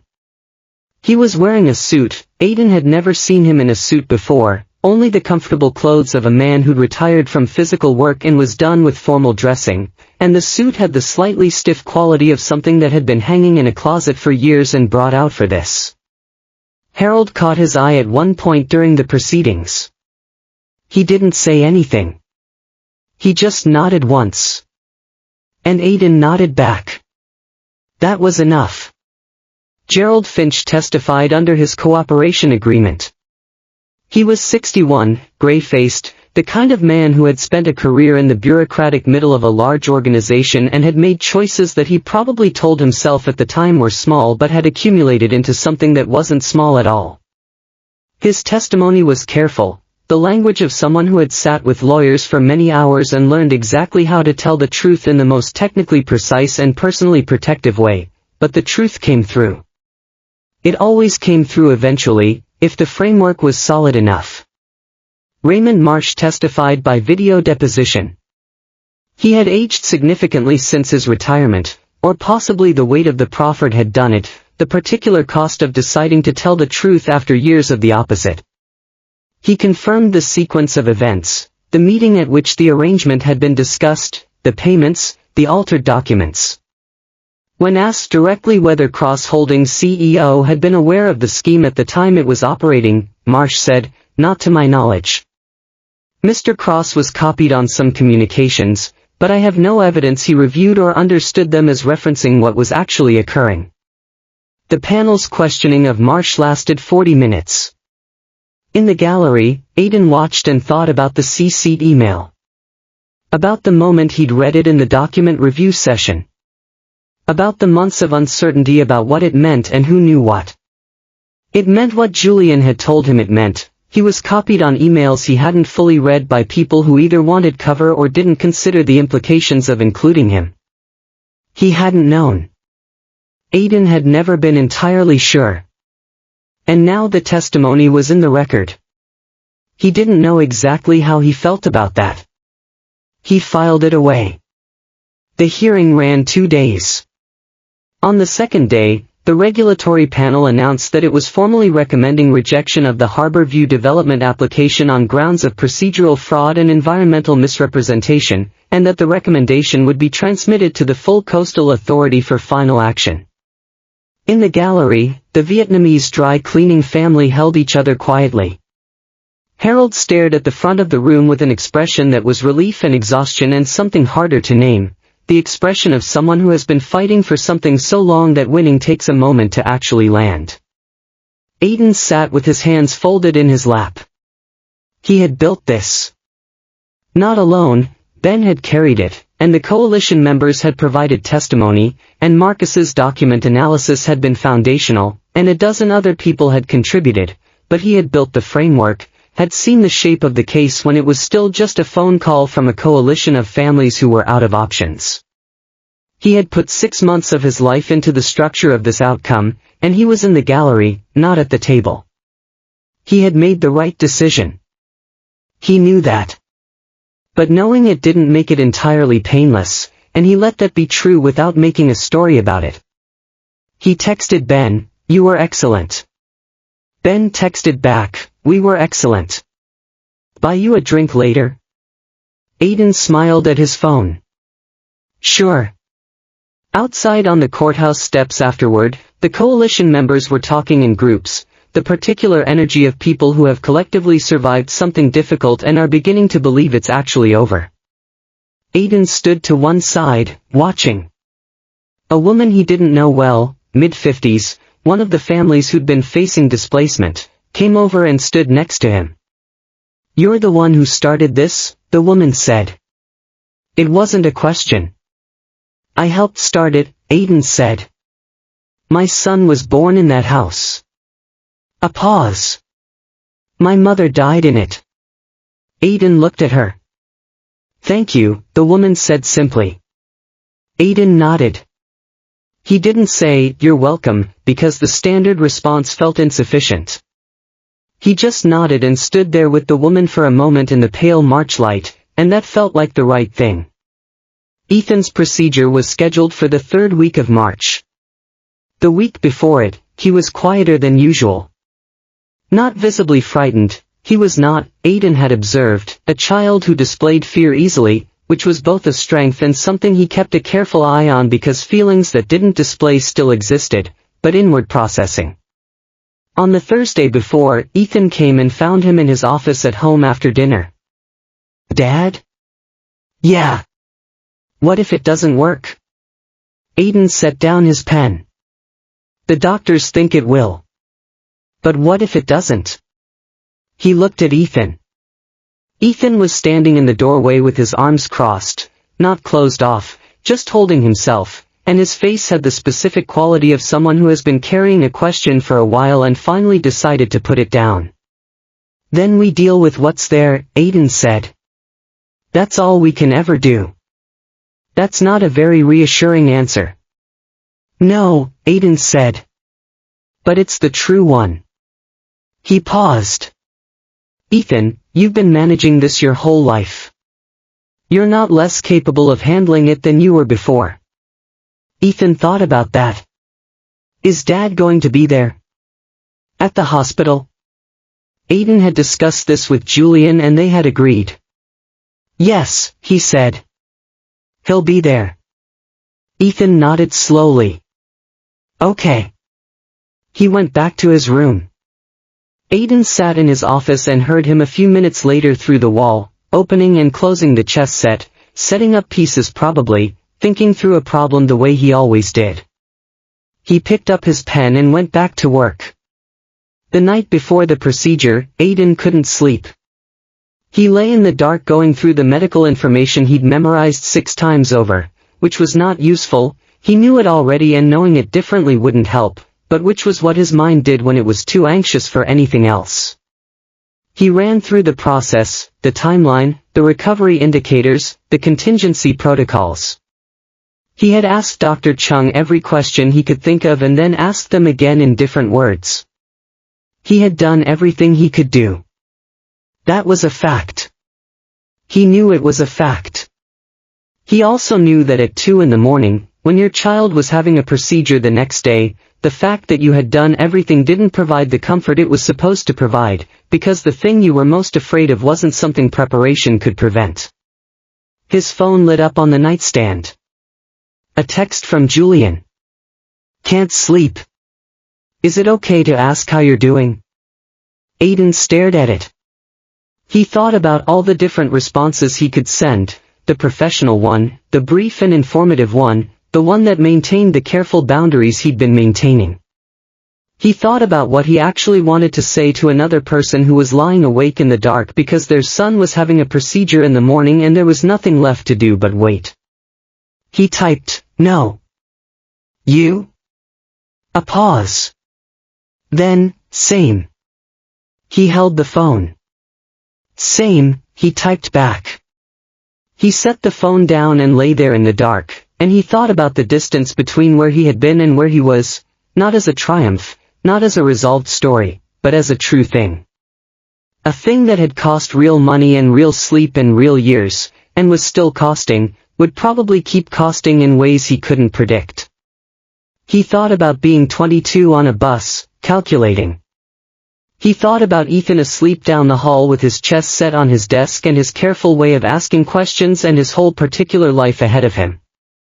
He closed his eyes. He didn't sleep for a long time. But he didn't stop either. He was very good at not stopping. The morning of the procedure, Aiden was at the hospital by 6:15. The pediatric surgical wing had a particular quality at that hour, quiet in the way that was not peaceful but suspended, the hush of a place holding its breath between one thing and the next. The lights were the specific institutional pall of hospitals everywhere, and the chairs in the family waiting area were the specific institutional uncomfortable of chairs designed to be cleaned easily rather than sat in for hours, and Aiden had been in enough hospital waiting rooms over the years to know that the quality of the furniture was something you stopped noticing after the first 20 minutes. He had Ethan checked in by 6:45. Ethan was wearing the hospital gown with the particular dignity of someone who finds the situation absurd but has decided to proceed with it anyway, which was so precisely Ethan that Aiden had to work to keep his face neutral. Ethan sat on the edge of the gurney and looked around the pre-op room with the careful attention he brought to new environments, cataloging it. "It smells weird in here," Ethan said. "All hospitals smell like this." "What is it?" "Anesthetic and recycled air and probably someone's coffee from 3 hallways away." Ethan considered this. "Okay." He looked at his hands for a moment. "Are you nervous?" Aiden looked at him. "A little."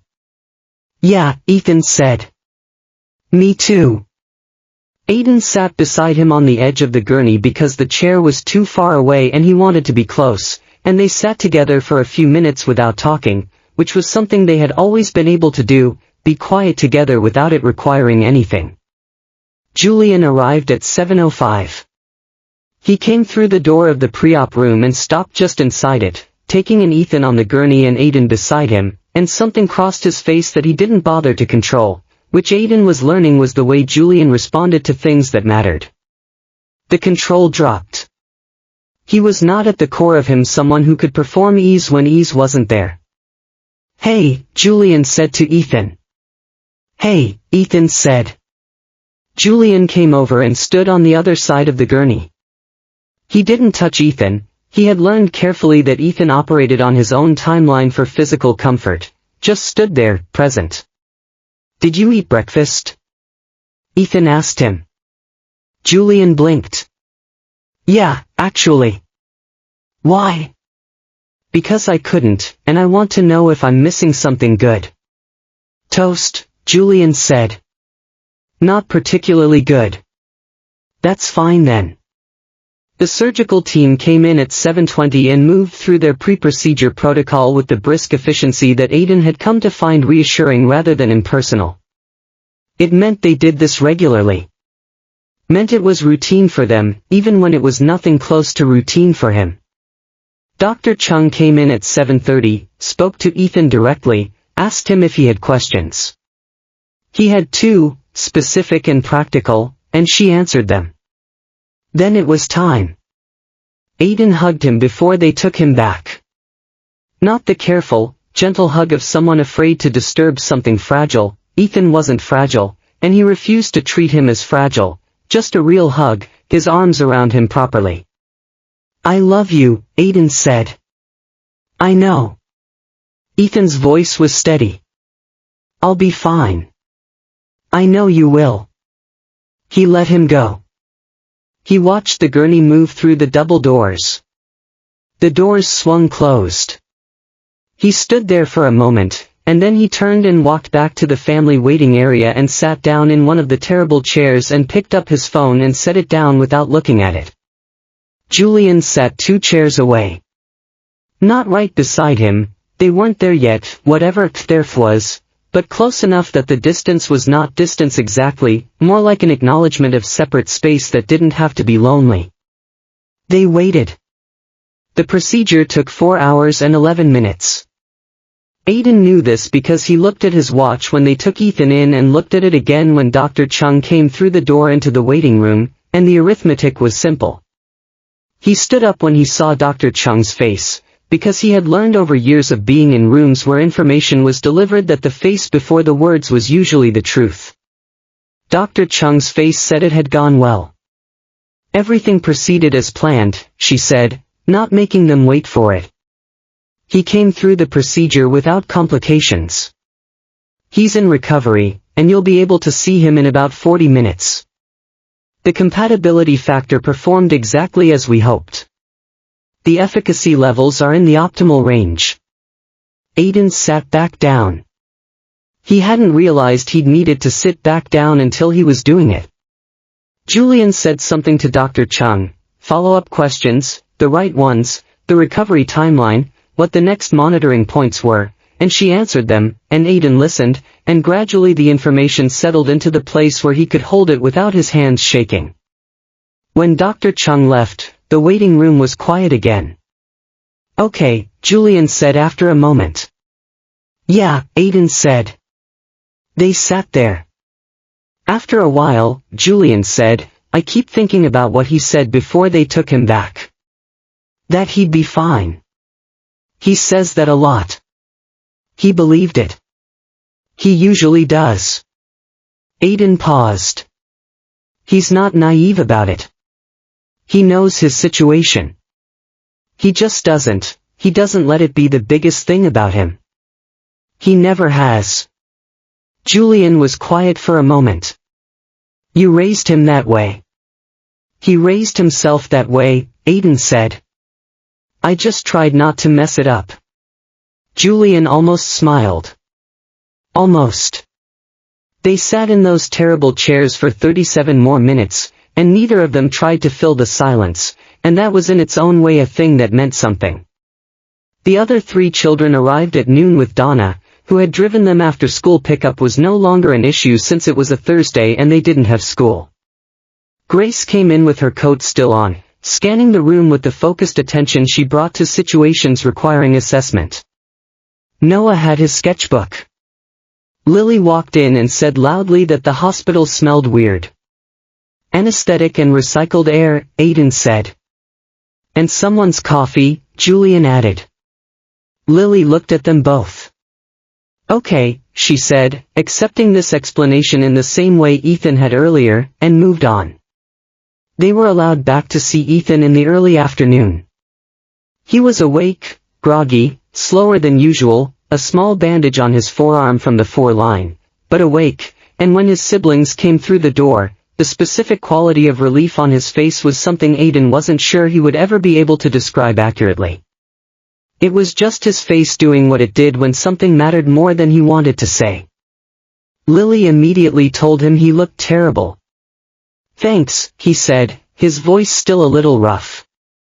You also look fine, she added, as if this were an important clarification. Noah sat beside the bed and opened his sketchbook and began drawing without saying anything, which was his way of being present that required no explanation and needed none. Grace climbed onto the edge of the bed with a careful deliberateness and said, Does it hurt? A little. Not bad. Good. She sat there next to him, her small serious face turned toward his. I finished the chapter about tidal energy. You were asleep when I wanted to tell you. Tell me now. She told him all of it in detail while the afternoon light came through the hospital window, and Donna sat in the corner talking quietly to Julian about nothing in particular, and Aiden stood near the door watching his 4 children occupy a hospital room with the specific warmth that was just them, just the way they'd always been together, and felt something so large and so plain that it didn't need a name. Gerald Finch was sentenced in April, 22 months, with additional civil penalties. Raymond Marsh received a suspended sentence in exchange for his full cooperation. 2 of the 3 others in the development division took plea agreements, the third went to trial and lost. The Coastal Authority issued its final rejection of the Harbor View development application in the same week, and the order included a requirement for environmental remediation of the affected coastal areas, a provision that Ben had pushed for and that the authority had adopted nearly verbatim from the coalition's proposed remedy. Harold called Aiden when the final order was published. "We did it." "You did it," Aiden said. "You were the one who wouldn't give up." "I had help." A pause. "My granddaughter wants to be an attorney because of you. I thought you should know that." Aiden sat in his office with the phone against his ear and felt something he couldn't quite categorize. "Tell her it's a lot of paperwork," he said.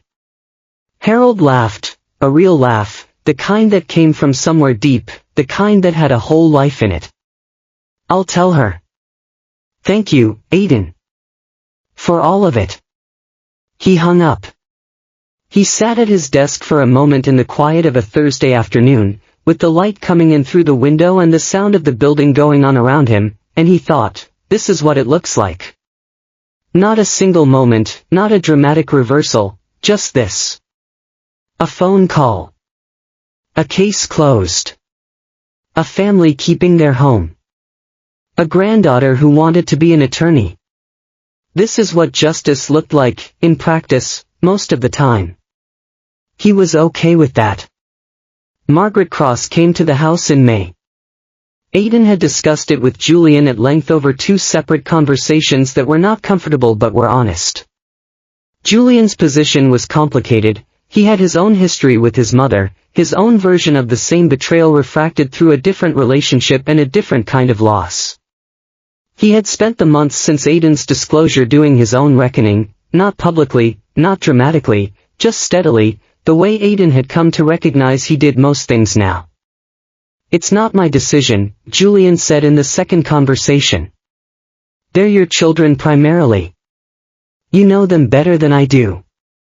I'll support whatever you decide." "They're not my children primarily," Aiden said.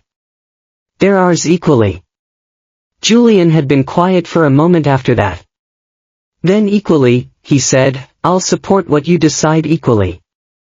What Aiden decided was this: Margaret could come once, briefly, under no obligation to continue from anyone, not from the children, not from him, not from the situation. He told the children that their grandmother was coming to visit. He explained in simple and honest language that this was their father's mother, that she and he had a complicated history, but that complicated history was between adults and they were not required to carry it. They were required only to be polite. Grace had said, "Same rules as with Dad? No hugging people you don't want to hug? Same rules." Okay. Margaret arrived at 2 in the afternoon on a Saturday. She was dressed carefully, not in the way of someone performing wealth, but in the way of someone who had thought about how they presented themselves and made a deliberate choice to be less imposing than she could have been. Dark clothes, no jewelry beyond small earrings, her silver hair down rather than pinned. She stood in Aiden's living room and looked at 4 children, and the expression on her face was the most human thing Aiden had ever seen on it, entirely unguarded, something between overwhelmed and afraid. Lily was the first one to say anything, because Lily was always the first one to say anything. "You look like Dad," she said. "Around the eyes." Margaret looked at her. "That's not unkind," Lily added. "He looks fine." Something happened on Margaret's face that might have been the beginning of a smile. "Thank you," she said. Noah had his sketchbook as always. He looked at Margaret with the cataloging attention he used on new subjects, and she was still enough to let him look, which Aiden noted. Grace stayed close to Aiden and observed. And Ethan, 3 weeks out from the procedure, moving more easily now, his energy returning in the gradual way that was both slower and more reliable than the impatient way, sat in the chair by the window and watched Margaret with that particular contained attention of his. After 20 minutes, while Margaret was talking carefully with Lily about something, Ethan got up and came to where Aiden was standing near the kitchen doorway. "She seems nervous," Ethan said quietly. "She probably is." Ethan looked at Margaret across the room. "Why did she do it? What she did to you?" Aiden had known this question was coming. He had thought about how to answer it. She was afraid, Aiden said. She had something she loved, your dad, the family she'd built, and she was afraid of losing it. She made bad choices because of that fear. Ethan was quiet for a moment. That doesn't make it okay. No. It doesn't. But it's a reason. Not an excuse. A reason. Ethan looked at his father. Exactly like that, he said. He nodded, processing it. Then he walked over to Margaret and sat down near her, not right next to her, just near, and said something to her that Aiden couldn't hear from across the room. Whatever it was, Margaret went very still, and then she nodded, and Ethan nodded back, and that was apparently the extent of it. Aiden decided not to ask what was said. Some things didn't need to be known by everyone. Julian resigned as CEO of Cross Holdings in June. He made the announcement internally first, which was the right way to do it, and then through a brief public statement that did not attempt to reframe what had happened or avoid accountability.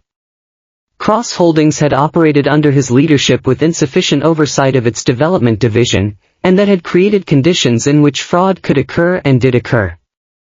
He took responsibility for the institutional failures, even absent personal knowledge of the specific conduct.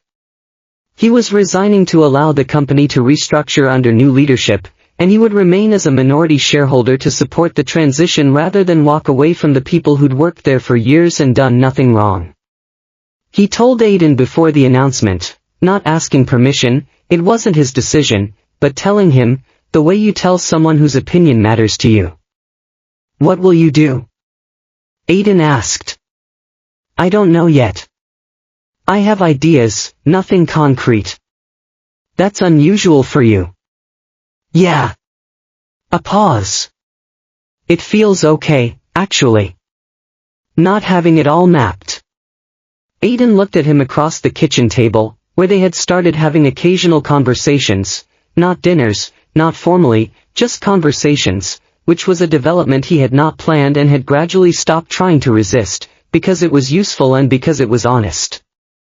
The company restructuring, Aiden said. The community development direction you mentioned to me months ago in the parking lot? Still the plan. The board agreed to it as a condition of keeping the company intact. Good, Aiden said. Julian looked at him. Is it strange? Watching all of this from outside the litigation. Aiden thought about it honestly. Sometimes. I put a lot into that case. He paused. But Ben did well.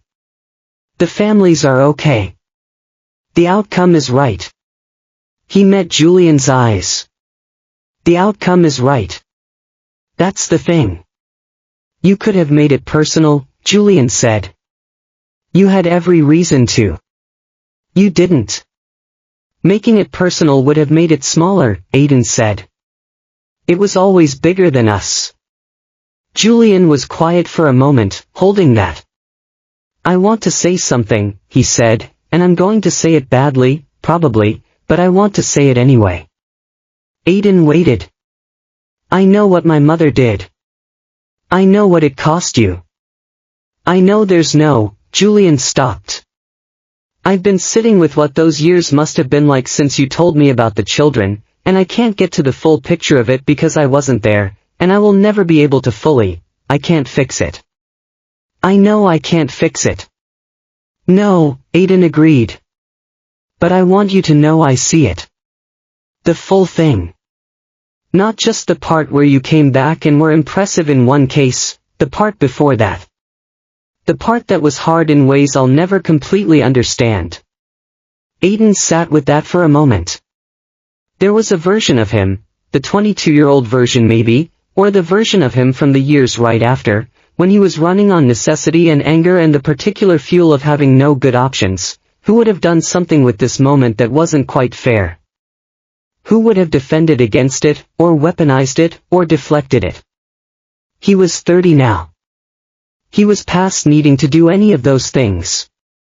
I appreciate you saying that, he said. And he meant it. Summer arrived the way it always did in this city, gradually and then all at once. One week the mornings were still cool enough for a jacket, and then suddenly they weren't, and the children started the countdown to the last day of school with the focused intensity of people managing a very important deadline. Ethan's follow-up evaluation in late May had come back better than optimal. Dr. Chung had used the word remarkable, which Aiden knew she did not use casually. The procedure had produced results at the upper end of projected efficacy. His long-term prognosis had shifted substantially. Aiden had sat in Dr. Chung's office and heard this information delivered and had said thank you and driven home and gotten out of the car and stood in his driveway for a few minutes looking at the sky. Not dramatic, not weeping, just standing there with the information, letting it be real. Then he went inside and started making dinner. The community meeting in Harold's neighborhood had been in April, but it had spawned something Aiden hadn't entirely anticipated, conversations about formalizing the legal foundation he'd had in the back of his mind for years. A non-profit entity that could provide legal representation to families facing institutional displacement and corporate fraud. Not a pro bono clinic exactly, but a fully resourced litigation organization with a sustainable funding model, capable of taking on the kind of cases that had historically been unwinnable because the people harmed by them couldn't afford the attorneys required to fight them. He had spent the spring working on the structure. Ben was interested in joining as co-director. He'd talked to 3 foundation directors about seed funding. He had a potential board, a potential office space, a legal structure in draft form. He had not talked publicly about it yet, because he had learned over the years that the time to talk about something publicly was when it was real enough that the talking was just reporting, not announcing an intention. In June, it became real enough. The Hartwell Legal Foundation filed its incorporation documents on a Wednesday morning, low-key, no announcement, just paperwork becoming real the way paperwork does. Ben took him to lunch to market. "We're going to have to raise a lot of money," Ben said. "I know. And manage a staff and deal with the administrative side of running an organization, which neither of us is naturally suited for. We'll hire someone for that. And the cases are going to be brutal. The ones we take. We're not doing small stuff. We're going to be in the middle of the worst of it chronically because that's what the mission is." "Yes," Aiden said. Ben looked at him. "You're okay with that?" "It's what I've been doing for 6 years," Aiden said. "The only difference is it'll have a name." Ben lifted his water glass. "To the name, then." Aiden lifted his. "To the name." The evening of the last day of school, Aiden drove the children to the ocean. Not the north end of the harbor, not the redeveloped sections, those would take years to look like anything other than a legal outcome, but the south end, where the old working boats still went, where the shore was rocky and practical and had not been made beautiful for anyone's benefit. He parked, and they went down to the water, and within about 60 seconds all 4 of them were doing different things. Lily climbing on rocks with the total commitment to physical risk that had given Aiden gray hairs since year 2. Noah crouching near the tide line to look at something. Grace standing at the edge of the water with her shoes already off despite having been specifically told to keep them on. Ethan throwing rocks at the water with the focused experimental energy of someone testing angles. Julian arrived 20 minutes later. He'd been in a meeting that ran long. He sent a text, and Aiden texted back, "We're at the South Shore." "You know where. Take your time." He found them the way Aiden had expected he would, by following the sound of Lily, which was audible from a significant distance. Aiden was sitting on a flat rock with his shoes beside him and his feet in the cold water, which was not comfortable but was real, and he watched Julian walk down the beach toward the children with his jacket over his arm and his tie already loosened, the specific look of someone who has come from one world and is arriving in another. He watched the moment each child became aware of him. Lily shouted his name from a rock. Noah looked up from the tide line and raised a hand. Grace studied the approach and then turned back to the water, which was her version of acknowledgement. Ethan turned from his rock throwing and said something too far to hear, and Julian said something back, and Ethan laughed. Aiden couldn't remember the last time he'd heard him laugh like that, unself-conscious and genuine. He sat on his rock. This was not a fixed thing. He understood that clearly, and he thought it was important to be clear about it rather than romantic. Julian and Aiden were not reconciled. They were not in love, or if something of that old shape still existed somewhere in the complicated architecture of what they'd been and become, neither of them was in any position to know what to do with it, and Aiden wasn't in a hurry to find out. They were parents, and they were managing a shared history that had cost both of them things that couldn't be returned, and they were building slowly and imperfectly a way of existing in each other's lives that was honest. That was enough. That was more than enough. That was actually more than he had let himself imagine for a very long time. He thought about being 22 on a bus, calculating. He thought about signing 47 pages with a hand that he wouldn't let shake. He thought about a NICU, for incubators, the sound of monitoring equipment, the specific cold clarity of a decision made in extremis that you live with for the rest of your life because there's no other option except living with it. He thought about law school at night and day jobs and 3 hours of sleep and the kind of tiredness that stops being tiredness and becomes just the condition of your existence, the water you swim in. He thought about the first time he'd stood in a courtroom and known, not hoped, not calculated, known that he was where he was supposed to be. He thought about the coalition families and Harold in his suit and the woman who said her son was born in that house and her mother died in it.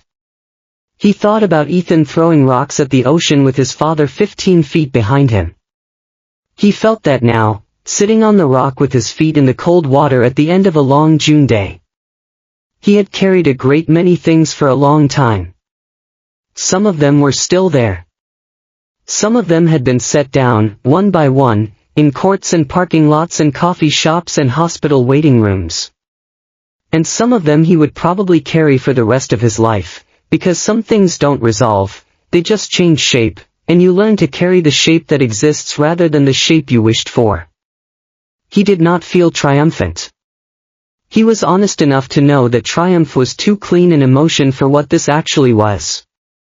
What he felt was something quieter and more durable, the specific satisfaction of a person who has made something real out of something that was at a certain point nothing but necessity and refusal. He had refused to disappear. He had refused to become small.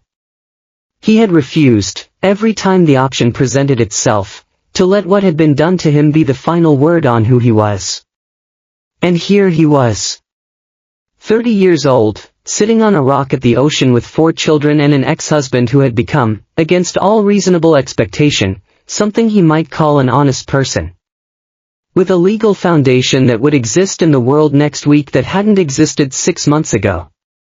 With a career built entirely on his own effort and a house he owned and a life that was difficult and complicated and sometimes exhausting and entirely, stubbornly, magnificently his. Ethan turned from the water and looked back at him. Aiden raised his hand. Ethan raised his back, easy and quick, and turned to throw another rock. He sat there. The ocean moved the way it always did, indifferent to outcomes, indifferent to the long human business of loss and remaking that happened constantly on its edges.